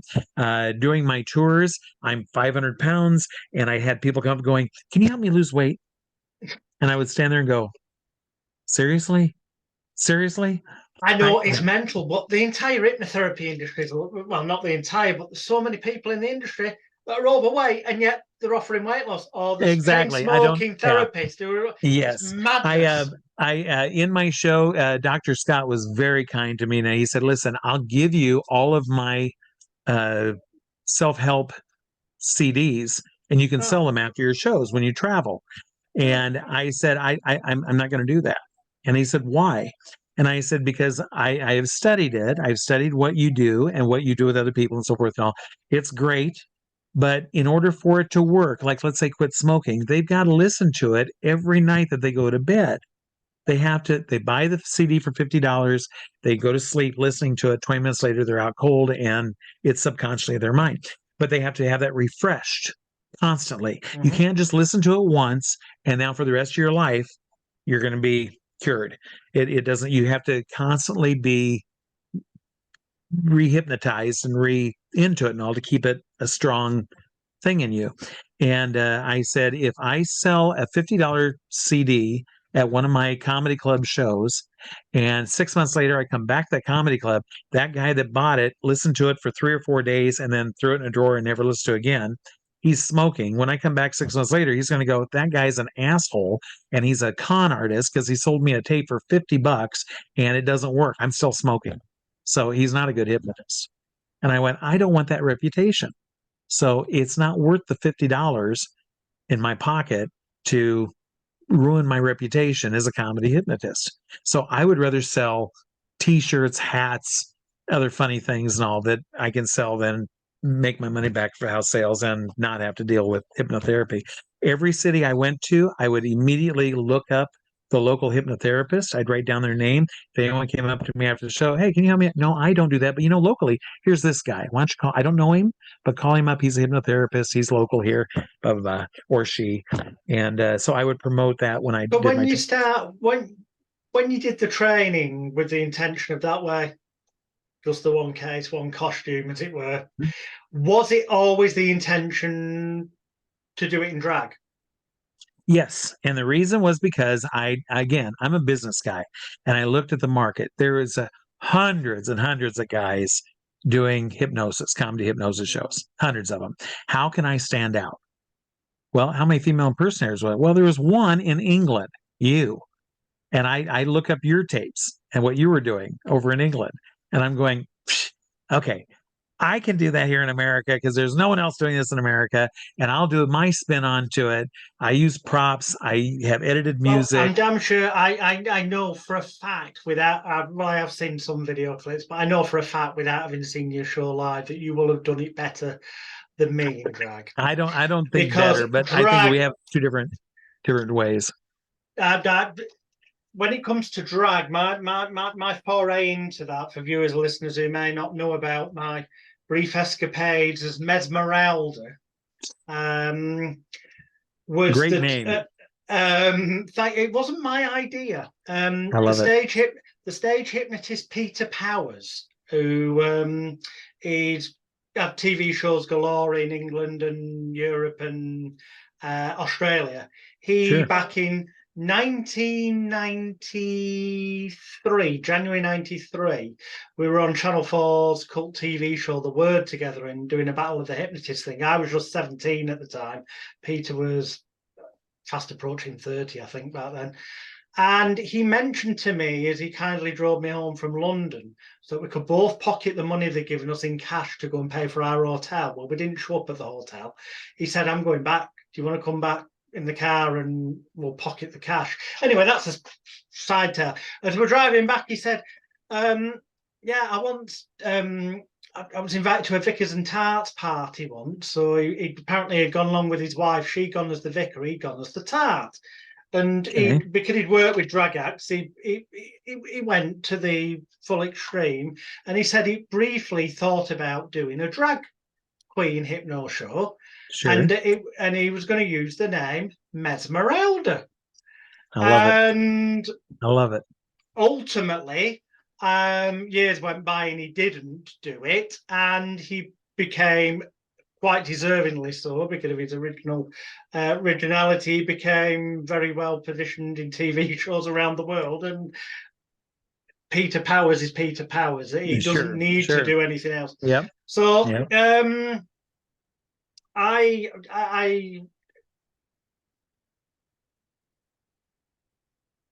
apologize wholeheartedly to Peter if he sees this. I've spoke to Peter since. Okay, I've seen Peter since. I communicated with Peter even just a couple of years ago to help him sort out something in relation to putting group smoking cessation events together that he was doing in Australia. So he will know that I went ahead in 2001 when I was 26. 48 now, so 22 years ago. Yeah. A TV company was filming my bizarre comedy show in Amsterdam. it was suggested, why didn't I do Sure. drag hypno as part of it? Because the director said, we'll have this storyline where you're searching for your twin sister in Amsterdam. And obviously the twin How fun. sister's How me. fun. Yeah. And I'd That's worked great. with drag acts, and I'd worked with really top-class UK drag acts, many who are no longer with us. With them being British, I don't know if you'll have ever heard of them, but Frank Fufu Lamar was a legendary Manchester drag queen. Okay. Miss Bunny Lewis. Again, these are people who were big in the club circuit in the Sure. 50s, 60s, 70s, 80s, and have passed Yep. away. But long story cut short, I, as a drag queen, was absolutely dire. Now, ironically, it didn't matter too much for the Life in the Bus Lane surreal set in Amsterdam comedy TV series, which people can see on my Celebrity Hypnotist YouTube channel or magicalguru.com. It didn't matter for that because it kind of almost worked for that and looked like it had been done on purpose. But the truth is, it looked that bad because it was that bad. Right? I love it. I love it. So we did the TV thing, and I've done a couple of live venues I did do after that. And then the drag kind of stopped, although for the right money I would have done it again. Until around until late, I made some notes before until late 2008, October 2008, thereabouts, to be precise, judging by my Facebook post. And I mentioned that because if ever the British drag queen Tess Tickle of tesstickle.com sees this, tesstickle.com on her site says that Tess Tickle was created in June 2009. Well, they may have independently come up with that, but in 2008, I can most assuredly tell you that Tess Tickle was the drag name that I was going to be doing a double act with Lady Sapphire Dior in England. And Lady Sapphire Dior is someone who I then taught how to do the hypnosis, who then in late 2008 started doing the live drag hypno shows. Completely irrelevant, really, to our conversation, other than I wanted to throw that in on the subject of drag hypno. They're not a hypnotist. Tess Tickle is not a hypnotist. It's just a drag queen. Use the name. I'm not quite freely with my blessing, but just be aware it was devised by Lady Sapphire Dior for me to do a double act with her in 2008. That's my... So drag-wise, I... bizarrely just got chucked in at the deep end, and we got a wig, got the dress. People can see that on the video, and it was as bad as it wasn't. It just was that bad. But the one thing I knew I could do was an X-rated adult hypno show, because I've been doing it for years, and I knew I could handle an audience, and I'd worked in a whole bunch of rough gay venues and straight venues, every type of venue. So I wasn't scared. So it was just doing that with it. I just kind of, other than introducing myself as Mesmeralda and slightly camping it up, there's nothing I like more than my entrance and a warm hand. And, I find myself, because of that director's idea, suddenly in a place called the Queen's Head, one of the most notorious, famous drag bars in Amsterdam. That was founded in 1998 by Dusty, I can never say his name, so I've got to write it down. Dusty Grzanovic, who was one of the judges on Drag Race in the Netherlands in 2021. I got dumped in there by this TV company, and they said, right, do your show as Mesmeralda, we'll film it, and then we'll put the clips into the... And I went out, and I'd never done drag prior to that day. Oh, wow. And I'd certainly not done the hypno show in drag. And the first time I'd ever actually walked around for any period of time in high heels was that same day, earlier that day, when we'd been filming location shots around Amsterdam. Sure. So it was a Sure. baptism of fire. A big time. So yeah, so that's how I can so confidently say, I Wow. guarantee, seeing you live, I would have been seeing a far better drag performance. Well, I have to tell you, I think all those doors in that hallway that I've opened up and gone through has helped me with the drag hypnosis, comedy hypnosis show. Thanks to all my years working with animals. Mhm. Uh, you know, when you're working with a sea lion or a bird or a monkey, a tiger, when you're working with those animals, they don't speak English. No. And if you're on stage and you've got to work with an animal, you don't know what they're going to do. But your job as entertainer is to make the show entertaining to whatever that animal's doing. I'll give you an example. I had a bird that slid down a 40-foot piece of rope, down to a cup tied at the end of the rope that was dangling that far from the stage floor. So the bird could just hop off, but the bird would come out of a little door onto his perch and he'd slide all the way down. He'd get the peanut out of that cup and then climb all the way back up that rope. And as he's climbing up that rope, it took him a bit to climb it and all. I would be talking about the history of blue and gold macaws. They're from South America. This here's Pete. Mhm. Pete is da da da da da da da da. And one day in front of an audience of 5,000, I'm doing this bird show. This bird slides down as he's done every show. He gets the peanut. He's climbing up, and it's timing. You know, you're saying the patter, and I've got just enough words so that when he gets to the top, goes in the door, we're done, and we move on. He gets up and he's literally eye level with me, and he stops hanging on that rope and just stares at me. And I'm looking at him, and I thought in my mind as I'm saying the words, I thought I better stop. Otherwise, if I say all the patter, we're going to be standing here with dead space going, I'm just waiting for Yeah. him to climb this rope. And I went, so Pete, oh, folks, and again, this is off the top of my head. I didn't have anything planned. I just pulled it out of my butt and went there. I said, folks, a lot of people ask us, how do you get the bird to stay on the rope? And the answer is quite simple. We use polygrip. Now, polygrip is what people use for their teeth. It's a Yeah. product. So I don't know if they sell it there or not. No. Yeah, And they do. 5,000 people busted out laughing. And the bird went, whoop, and started climbing. And I went, and he's from South America, da, da, da, da, da, da, da, da, and it went right along with it and all. So it's improv with animals. And I really feel that working with as a hypnotist, when you've got volunteers, I never call them subjects, when you have volunteers on stage, they're in a trance, they're doing the things, you don't know what they're going to do. You can direct them, you can kind of give them an idea of where you want them to go, but they're each coming up with their own vision of what that suggestion is. And as a good entertainer, we should be able to watch them and go, oh, I can go this way with it, or I can go that way with it. I had one bit where I had a lighter during a voodoo doll type thing, very common, and I put it underneath their feet, and they got hot feet. And I'm on stage at Six Flags. I've got 20 people all going, ow, ow, ow, ow. And one kid hit the floor, put his hands together, and started rolling back and forth on the floor. And I looked at him and I started laughing. And I knew what he was doing. Because here in America, we had a program that pushed a lot in the grade schools and elementary schools of stop, drop, and roll.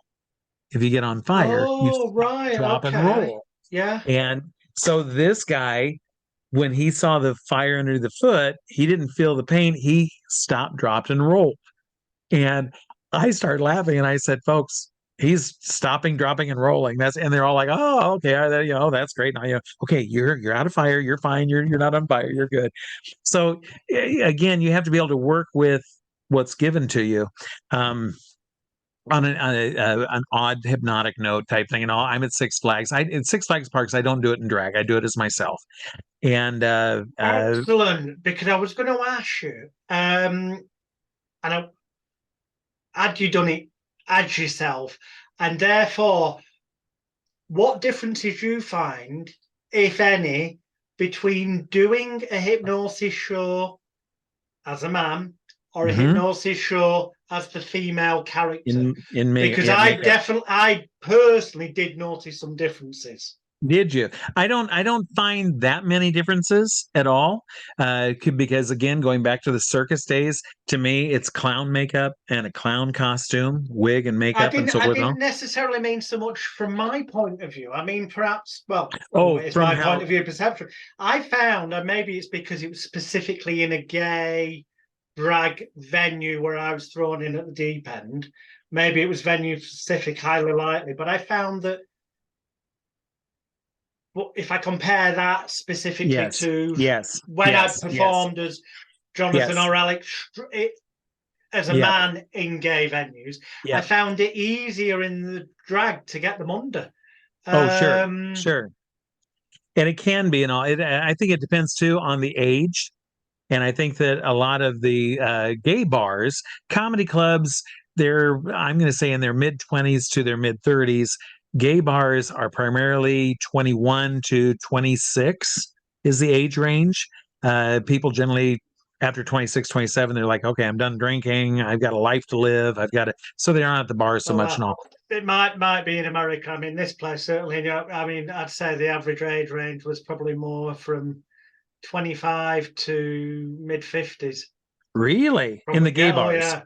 Oh, wow. Yeah, no, we do have older people that come to the gay bars, but primarily, for the most part, they're all younger kids. And then you have all the new kids that once they hit 21, I'm going to go to the bar. I'm going to go to the bar. And I'm sure you've noticed, do they have after proms or prom or grad nights there or they not? They do in the UK version. They have the end of year grad night, but it starts earlier and it's ended and people have left the venue before 11 o'clock at night. There's none of this being locked in overnight. There's definitely no comedy hypnotist messing with kids' minds. Oh, really? I mean, no offense to anyone who does it, but personally, I think nobody under the age of 18 should be hypnotized in a hypnosis session. Really? Because there is genuine potential dangers and long-term fuck-ups you can leave in people's heads unknowingly if you get them doing stuff, especially in the kid years of like 7 to puberty. Right. Yeah. I agree with you there. They appear to be happy doing it at the time, but that's because they don't want to look stupid not doing it. But inwardly, that can be causing psychological impact that stays there and causes issues sticks down with the them. line. Sure. I when I do Six Flags, they told me Six Flags is a family theme park, and they said any age. We have other hypnotists that do all ages. It's fine. I said nope. I said I 16 and older is all I'll do, and they said why? And I says because to see an 8-year-old act like an 8-year-old is not funny. It's not entertaining. No. To see a 58-year-old, to see a 58-year-old act like an 8-year-old, that's funny. That'll sell. That's funny. So we'll go 16 and older. And the high school after proms, they're all 16, 17, 18 years old. But like shooting fish in a barrel, they're so they go down in trance. I swear you can blow on them and they're down. They'll go. As far as the difference between Six Flags or a family show as opposed to the makeup show where I'm in makeup and costume, I do more of an adult show for that. And so there is a difference between those two quite a bit and all because of the things, the skits I have them do. In the adult show, I have talking vagina, where their coochie's talking. And then the guy sitting next to him, you understand, you speak fluent coochie. So every time I say this trigger word, you're going to come tell me what it's saying. So I basically do my family show, but I throw in a few of those things because my family show I know is strong and I know it's entertaining. Just like in comedy, you don't have to be blue to be funny. It's harder not to be blue to be funny. It's harder not to drop the F-bombs and so forth and all in a comedy club. But if you can get away with being completely clean in a comedy club and still have them, oh my God, he's so funny, it was great, then you're doing a great job with that and all. And I know I could do my family show for an adult show and they'd all walk away going, that was a great show. It was fantastic, blah, blah, blah. So I know I can get away with it and it's fine that way and all. As far as the drag thing back and forth and all, I I wear low cut dresses. I can push my fat up and make really nice boobs, if you will. And I've had many in drag, I've had many guys stand just staring at my boobs. And I'm like, okay, my eyes are up here. Viewers, listeners, simply Google Steve Daly, drag hypnotist, boom, Yeah, and you'll you will see. see the pictures. Yes. Yeah, you'll see. Yeah, it's just an act. It's just an act. Yeah, I don't like being dressed up. Trust me, it's work. But I'm okay with it. Going back to another story though, with Six Flags and all, I'm in a 1,000-seat indoor theater, family show. 20 people are all on stage. They're all under. It's about 25, 30 minutes into the show. I'm at one end of the stage putting into a volunteer's a suggestion, and this guy, 56 years old, flops out of his chair. Now, I'm one of those safety guys. I'm big on safety. Safety is my number one issue. I'm 3 steps ahead of everything in my show. No one's going to get hurt in my show, and no one ever has. I don't like floppers. People love to watch people and they flop and hit the floor. That's so dangerous. They could, neck, the arms could break, anything could happen. Yeah. So I don't, they stay in their chairs. If they flop out, I don't want them on stage because you're not paying attention. You're not doing well. This guy flops out. And I've never had floppers, especially at Six Flags theme parks, never. And this 1,000 people went, oh, as he hit the floor. And I went, oh, we have a flopper. And that got a big laugh. I walked over to him, tapped him on the shoulder, and I said, okay, buddy, back in your chair. He rolls over and he goes, I can't breathe. I can't breathe. He's having a heart attack. I've got a guy having a heart attack in the middle of my show with 1,000 people, family members. And I'm going, oh, crap. I'm very calm. Yeah. I've learned you have to be calm. Thank God, my sound and light girl is a registered nurse. So within seconds, she's already called the park medic folks, and then she's come up on the stage. She's rolled him on his left-hand side. She's rubbing his back. She says, you're going to be fine. Everything okay. I take the other 19 people. I have them all stand up, come over stage right. He's over stage left. Get them all stage right into a huddle standing, put the mic under my armpit, and I do my quick bringing them up out of their trance. You're wide awake. Everything's fine. You feel good. That's great. Take the mic and I send them back to the audience. I said, folks, for the safety of everyone and out of respect to this gentleman and his family, we're having a medical issue. We're going to ask everyone to calmly, please stand up. Don't run. Don't scream. Don't just calmly walk out of the theater. And our next show's in an hour and a half. Come on back and we'll do another show. But we're going to have to end the show here. They all calmly got up and left.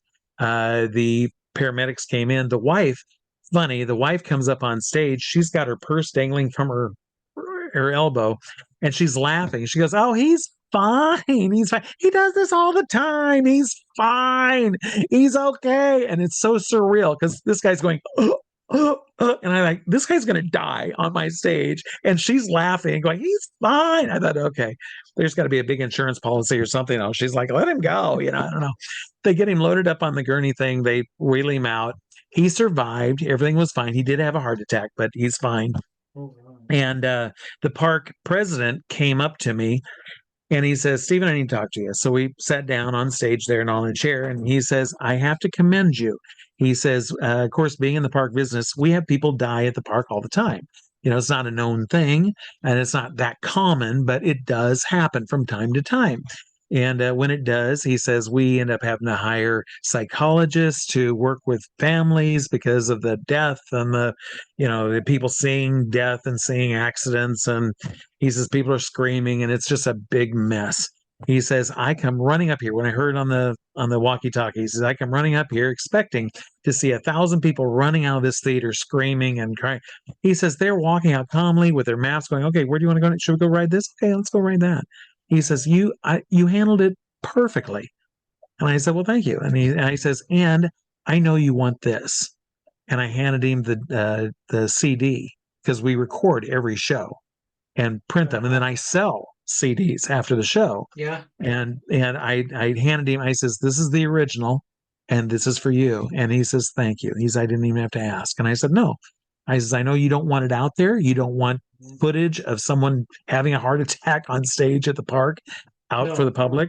So I says, here's the original. It's yours. done, I get it. Now, of course, for my insurance policies, I kept a copy for myself. There's no way in hell I'm going to get, Of no, course, dear. of course. Exactly. So and as far as he's concerned, and he broke the CD right there in front of me, and he says it's gone. And I said, "Yep, that's it. That's the only copy." But I have my copy for me and all. Of course, no one will ever see. So things do happen with the parks and all. But I've been voted Six Flags theme parks #1 comedy hypnotist now for 14 years. Excellent. We do post hypnotic suggestions, and one of my first night in Six Flags St. Louis was a Friday night. I did 3 shows, and the last thing I would send as a post hypnotic suggestion was I would tell everyone, okay, for the rest of the night, until you walk through the gates of the park to go home, every single time you hear anyone say boo, you're going to yell, I love Six Flags as loud as you can. You'll do that over and over and over all night long. Anytime you hear anyone say boo, you're going to yell, I love Six Flags as loud as you can. When you walk through the gates to go home, it goes away and you'll never say it again. And the next day, Saturday morning, I do my first show. There's 9 suits, bigwigs from the park standing against the back wall. And the sound and light girl comes backstage. She says, wow, you've got 9 suits back here. They never come to the shows ever. And the fact they're here is just amazing. She says, so watch yourself because they're watching for you. And I went, okay. So I do the show. Show gets done. All 9 of them come up on stage after everyone's left, shaking my hand, saying, oh my God, you're fantastic. I said, well, thank you. I appreciate that. I said, can I ask why you came to my show? Because I hear you don't go to shows. And they said, well, last night we couldn't understand why all of our park guests was yelling, we love Six Flags. We're baffled with this. Where the hell did this come from? And one of our ride operators says, I think it's your hypnotist is making people do this. So we had to come see it for ourselves. This is amazing. So, that's great. And they said, the fact that they said we were a little upset that you wouldn't do any age, but we get it. We understand now that, an 8-year-old acting like an 8-year-old is not. Your show's very funny. It's very fast paced. I do about 27 to 30 skits inside of 40 minutes. It's very fast paced with music, props, boom, boom, boom, boom, boom, boom, boom. It goes really quick. And everything kind of goes one thing into another. So I says, well, if I can, I'd like to introduce something next weekend that I'll keep with me now for Six Flags Parks only. And they said, what's that? And I said, it's a hypno wand. I said, and it will involve younger audience members. I wasn't going to tell anyone this, but I'm going to tell you this anyway. No, it's fine. Because I know hypnotists will go, ooh, I'll sell that. I'll take that and I'll do it myself. Fine, go do it. I don't care. If it makes you money, that's great. If you're even going to think of doing it, viewers and listeners, and when I was much, much, much younger, and I mean going back to like 1993 time, yeah, I nick gag ideas of Ken Webster or Peter Powers and whatnot. But years on, I've, to their faces, apologised for doing such. And I've also then come up with ideas of my own that I've then seen other people nick, and I now know what it felt like to them. So, and also since then, there's been the odd thing I've seen, for example, people do, and I've gone to them and gone, I love that gag. I'd probably do it ever so slightly differently, just because Sure. then it's slightly different from you doing it. But would it be okay if I did it this way? Would it be okay? And sure. If they say no, then no. But if they say yes, and you'll often find if you actually ask, more often than not, you'll get permission. Right. All I ask is you give credit where credit's due. So if you do use this, don't say, oh, I came up with this myself. Please throw the credit where it goes, that I want everyone to do this. It's fine. That's great. Do it. It's a way to make extra money when you're doing family shows. So here in America, we have a thing called Dollar Tree. It's just a dollar store, that sells items for 99 cents. Now it's $1.25. But they were selling a pointer stick. It's a plastic cartoon white gloved hand that's pointing like this on a black or red or blue plastic stick that elementary kids use to point. In England, it's like in that hand thing, but instead of this being an arm, this is the stick. Right. In UK shop called Poundland, which is kind of the UK equivalent, they've had those type of things on sale in there. Yeah. Sure. They are around $1 American? What would that be? £1 99 cents? sterling UK money is current exchange rate roughly $1.25. Right. Yeah, American. So it's about $1, then about £1 then your time too. No. So I would buy these from Dollar Tree, these gloved hands like that and all.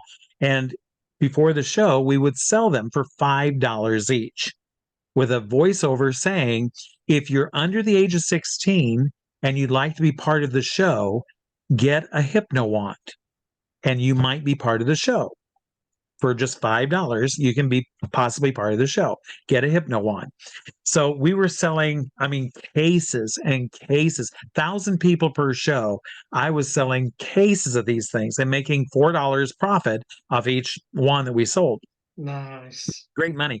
I averaged $30,000 to $35,000 in back of house sales off these wands for a 5 weekend session. So in 5 weekends, I could easily make that kind of money. So what I would do is in the middle of the show, I've got all of my volunteers. They're all, in a trance. I've got them all with their eyes open. And I would look at the eyes. I'd say, okay, hey, I need some help. Where are my kids with the hypno wands? And we play this little kitty, dun, dun, dun, dun, dun, dun, dun, dun, dun, dun, dun, dun. And here comes all these kids down to the stage. I say, everyone, don't come on stage. Just stand right here in the front edge of the stage. That's great. And I would find the smallest one, let's say a little 4-year-old girl. Come on up here. What's your name? Susie. Susie, that's great, Susie. Everyone listen close. Pay attention. Susie, you have a hypno wand. So do all of you kids. You all have hypno wands too. Now, when I ask you to, I'm going to have you point the hypno wand at someone on stage. Everyone on stage, these kids had hypno wands. When a kid points it at you, you'll instantly drop into a deep, relaxing sleep thanks to the hypno wand. So, Susie, you're the first one. Go ahead. Knock somebody out. And so she'd point. Well, because of the distance, two people sitting side by side would go together. Always got to laugh. And I'd say, oh, you got two of them. Way to go. Give me 5. That's great. I'd have her go stand with all the other kids. I said, wait, all right, all the kids, when I count to 3, knock them all out. Everyone just knock them down. You ready? 1, 2, 3. Boom, boom, boom, boom, boom, boom, boom, boom, boom. And everyone's going down in their chairs because all these different pointers getting pointed at them.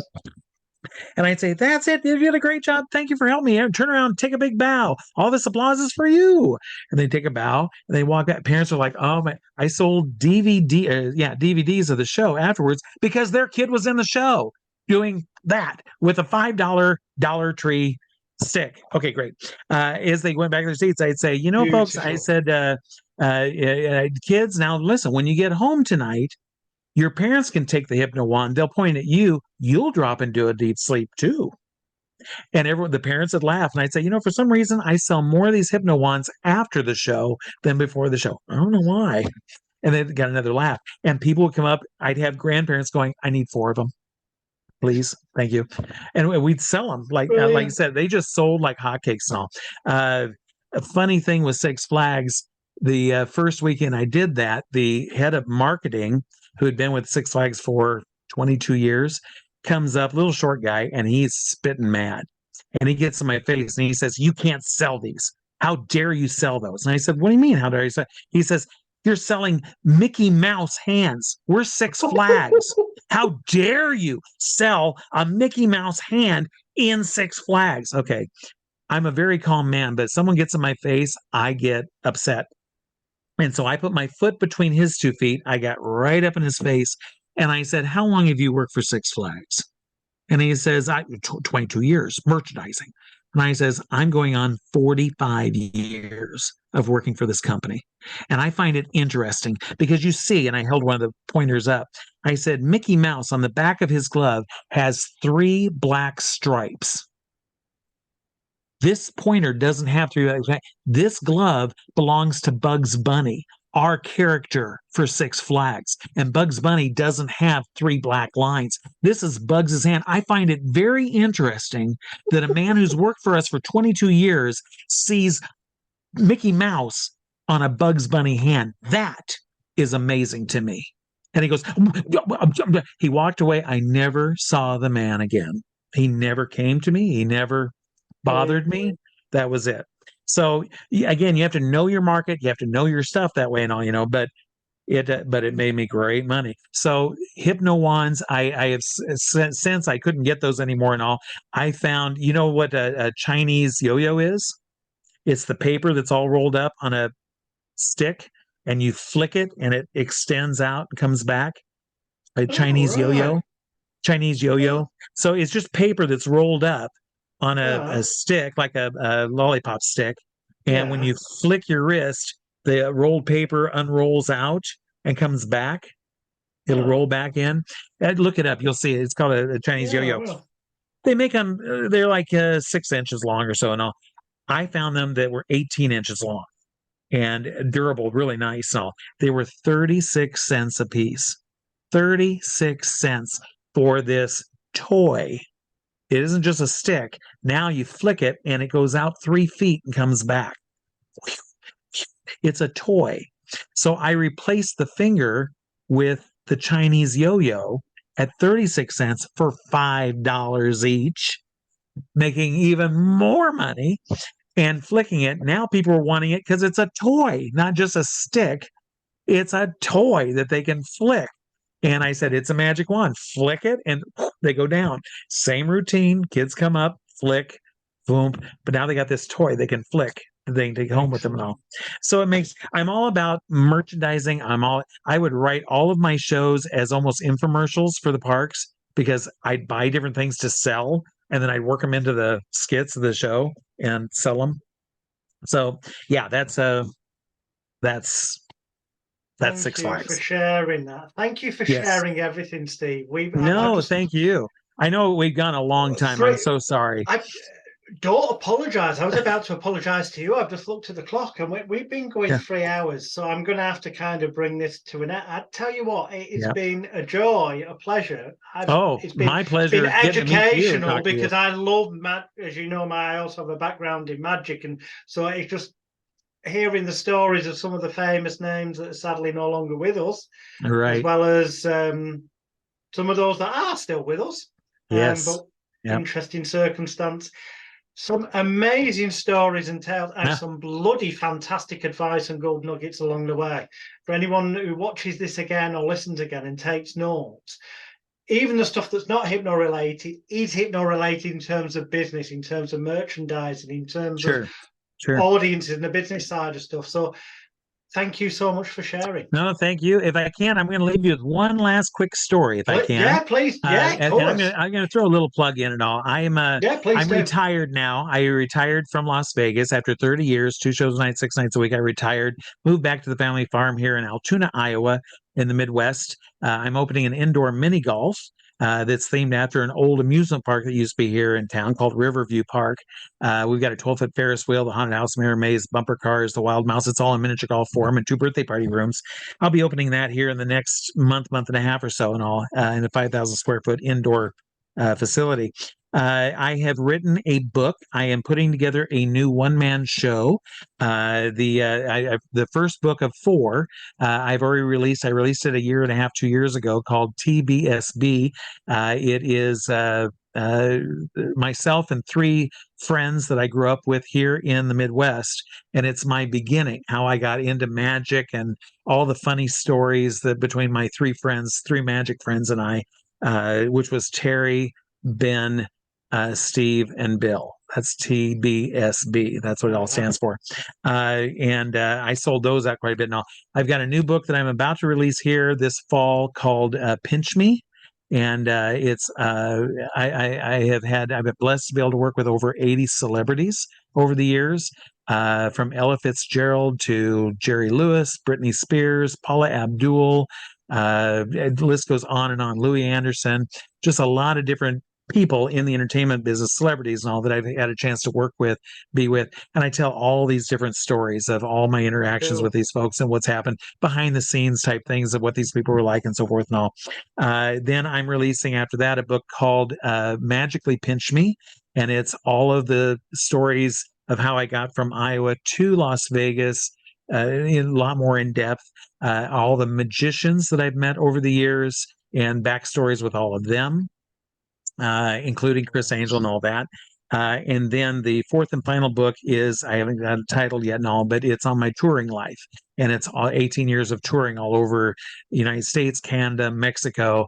I performed in England in 1997 for the changeover. I did a command performance for King Charles, which back then was Prince Charles, and Margaret Thatcher. It was a show for them and the Beijing government when England gave back China to them. They flew us, our show, Showgirls Magic, over to England, and we did a command performance for them. I actually did the drawing board with King Charles. They told me not to. Don't touch them. Don't talk to them. Don't. And I went right for Prince Charles, and I went because he's got the big ears. It'll be funny on the board. It'll look good. And so did you do the character Big Ears? I did a caricature of Prince Charles on stage and did the duet with Prince Charles, and he absolutely loved it. Of course, we know he's dabbles in magic himself and all. So it was just a nice moment for me, even though the Chinese gal was like cussing me out backstage, going, "I told you not to. I told you not." It's okay. It's all right. I did it. It's okay. But all those stories too, then and all. I'm writing a one-man show called Boxes in My Closet. When I was a little boy, I always wanted to be either an animal trainer or a musician or an artist or a magician or a puppeteer. And so every week and a half, 2 weeks, I would decorate my room as a magician. I'd run around. I'm going to be a magician. I get bored with it. Put it all back in the box, put it in the closet, pull out another box, it'd be all puppets. I'd walk around. I'm a puppeteer. So my 88 or whatever, I don't know what you call it now, where you're very short, squirrel, type thing. I was always switching from thing to thing. So I'm writing this one-man show called Boxes in My Closet, where I'll recreate some of my characters I did in drag, some of the other characters. I'll tell stories from these 4 books. And then the back of house sales will be the 4 books that I'll be selling afterwards and all. That'll go out on tour in 2025, 2026. So yes, I'm planning that. Will you be, and if you're not, either this is an answer to the question of yes or no, and if the answer is no, then my advice is, well, you should do. Are you going to put the books out through Amazon? I don't know yet. I don't know anything about that. The TBSB book. Tomorrow. I will send you tomorrow because it's. Please do. I appreciate the help. In the morning here, but when I'm back, I'll send you a link tomorrow to how to get your book. Once you've got your Word document, your PDF, how to get it out published on sale via Amazon to every bookstore online in the world. You're not the first to tell me that. Yes, I need to do that. You're right. I just don't know how to do it. They'll dispatch it, and because it's on their site, people will find it, and you'll sell more ultimately. Yep, exactly. Yeah. And that's what I've been told. So that's what I will wrap it up by telling you a quick story, funny story background, and you can have your pick. I'll let you pick. Do you want to hear about an older comedian or a young pop star? Which one would you like to? I won't bore you with both. I'll just give you one of them. So which one would you like? Because of names you mentioned before that you work with, I've got this curiosity factor of who the young pop star might be. There you go. All right. So I get a phone call on a Wednesday from a lady, and she says, my boss's husband is turning 27 tonight, and at Tao nightclub in Las Vegas, which is a very high-end, celebrity-filled nightclub, she's throwing a birthday party for him. I was working at the Sahara. Our show ended at 11 p.m. at the Sahara. She says, we'd like you at midnight. Do you still do the fat share routine? And I said, yes. I says, she says, well, we'll give you $1,500 if you'll come do fat share for, and I says, it's a 4-minute number. And she says, that's fine. $1,500. Really? Do you want me to bring the midget? And she goes, you have a midget? I said, yeah, he plays Sonny Bono. How much is he? And I said, half price, $750 more. And she says, so $750 for him, $1,500 for you. We get Sonny and Cher, 4 minutes. And I said, yep, you're booked. I says, okay, great. So I call up the little guy and I said, okay, we're in, we're doing, Sonny and Cher, we're going to do this now. Great. And I have no idea who, I don't care. It's just another show for me. It's a gig. I don't know who I'm performing for, but that's it. So we get there at about 11:45, go up to this big dressing room. The owner of the club comes in with 4 big bodyguards. And I'm talking big. There's like 7 foot and, and they're all laughing because I'm 513 pounds and all done up in the chair with doing the whole thing. And he says, my God, if Cher weighed that 500 pounds, you'd look just like her. That's amazing. Amazing. I even have tattoos on my ass for this thing and all, because it's a fishnet body stocking that I'm wearing. And I said, so who's the celebrity that we're doing this for? And they said it's K-Fed. And I said, K-Fed. And I had no idea who K-Fed was. And I said, K-Fed, is that a stock car racer? Because the stock car racing was big at that time. Mm-hmm. And he says, no, K-Fed it's a Kevin Federline. I went, Kevin Federline. Is he a whale? I mean, does he gamble a lot? Is that why, he's the big guy that? And he goes, you probably recognize his wife. She's sitting next to him. She's the one that hired you, Britney Spears. And I went, I'm about to shake my 500-pound fat ass with tattoos in front of Britney Spears. Are you kidding me? Oh my God. And the owner was very pissed off at me that I didn't even know who it was. And I says, I'm so sorry. I says, it's just a gig for me. I didn't run it. And he says, all right. So we go downstairs. They parted it like, Noah parting the waters and Moses parting the waters. And the voiceover, the DJ says, and now, ladies and gentlemen, Britney Spears has spared no expense for her husband, Kevin Federline's 27th birthday from Hollywood. She's flown in, Cher. And they started my song, If I Could Turn Back Time. And I come, if I could turn back time. I come out, they're sitting on a couch and they're rolling back and forth, laughing and all. And then it blends into I Got You, Babe. And out comes the midget. And they're laughing even harder. And in this routine, we have it choreographed. He ends up pulling a giant pair of French cut panties out of my backside and all that. And he smells them like type thing and all. He gets in front of me. I belly bump him. He went flying into Kevin Federline's lap. And we get done with the number. 4 minutes, we're done. They're applauding, and Brittany holds her hands out, and she goes, "Oh, I want a hug. I want a hug." And I went, "Yeah, I'm gonna hug Britney Spears. Fuck yeah, of course I am." So I walked up to her, and she scooted over. She patted the seat between me and Kevin, and she says, "Have a seat. It's right here. Have a seat with me." So I sat down. Now I've got Kevin on this side. I've got her on this side. Now, at the time, she was pregnant with her first child. No one knew if she was pregnant or not. And that was in all the gossip papers. Is she pregnant or not? Is she pregnant or not? The very next week, she went on David Letterman's show and announced she was pregnant with her first child. And so I'm sitting there next to her, and she's like, "You're so funny, and you're just beautiful." And blah, blah, blah, blah, blah. And I'm looking. Kevin has all this booze sitting on a table in front of him. She's got water, nothing but bottles of water. And I thought, she is. And she says, "May I have a photo with you?" And I says, "Please, thank you." Yes. I put my hand on Kevin's shoulder.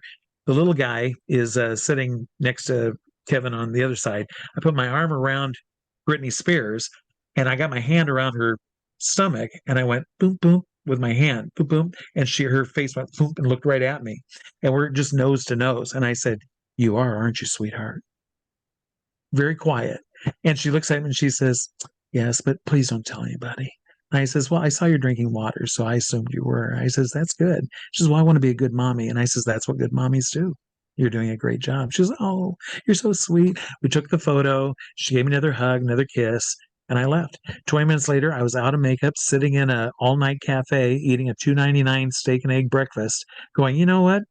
I was just hugging Britney Spears and kissing her like 20 minutes ago. What a fucking life. This is amazing." There's no business like show. That's right now. So that's how it worked out. That's wow. So that's one of many stories that'll be in the Pinch Me book. And I've got the photo, if you want me to send it to you, of Brittany and Kevin and I all sitting together. So I'll be more than happy to send you that if you'd like. Yeah, wow. Excellent. There you go. Once again, thank you so much for your time. Sorry it went for so long. I apologize. Sorry. I've so much gold in there, both educational and highly entertaining as well. I hope we get to meet physically in person. Me too. I want to come back to England so bad. I want to come see you folks again and all. I absolutely loved it. Your country, beautiful. Absolutely love it. Can't say enough good things about it.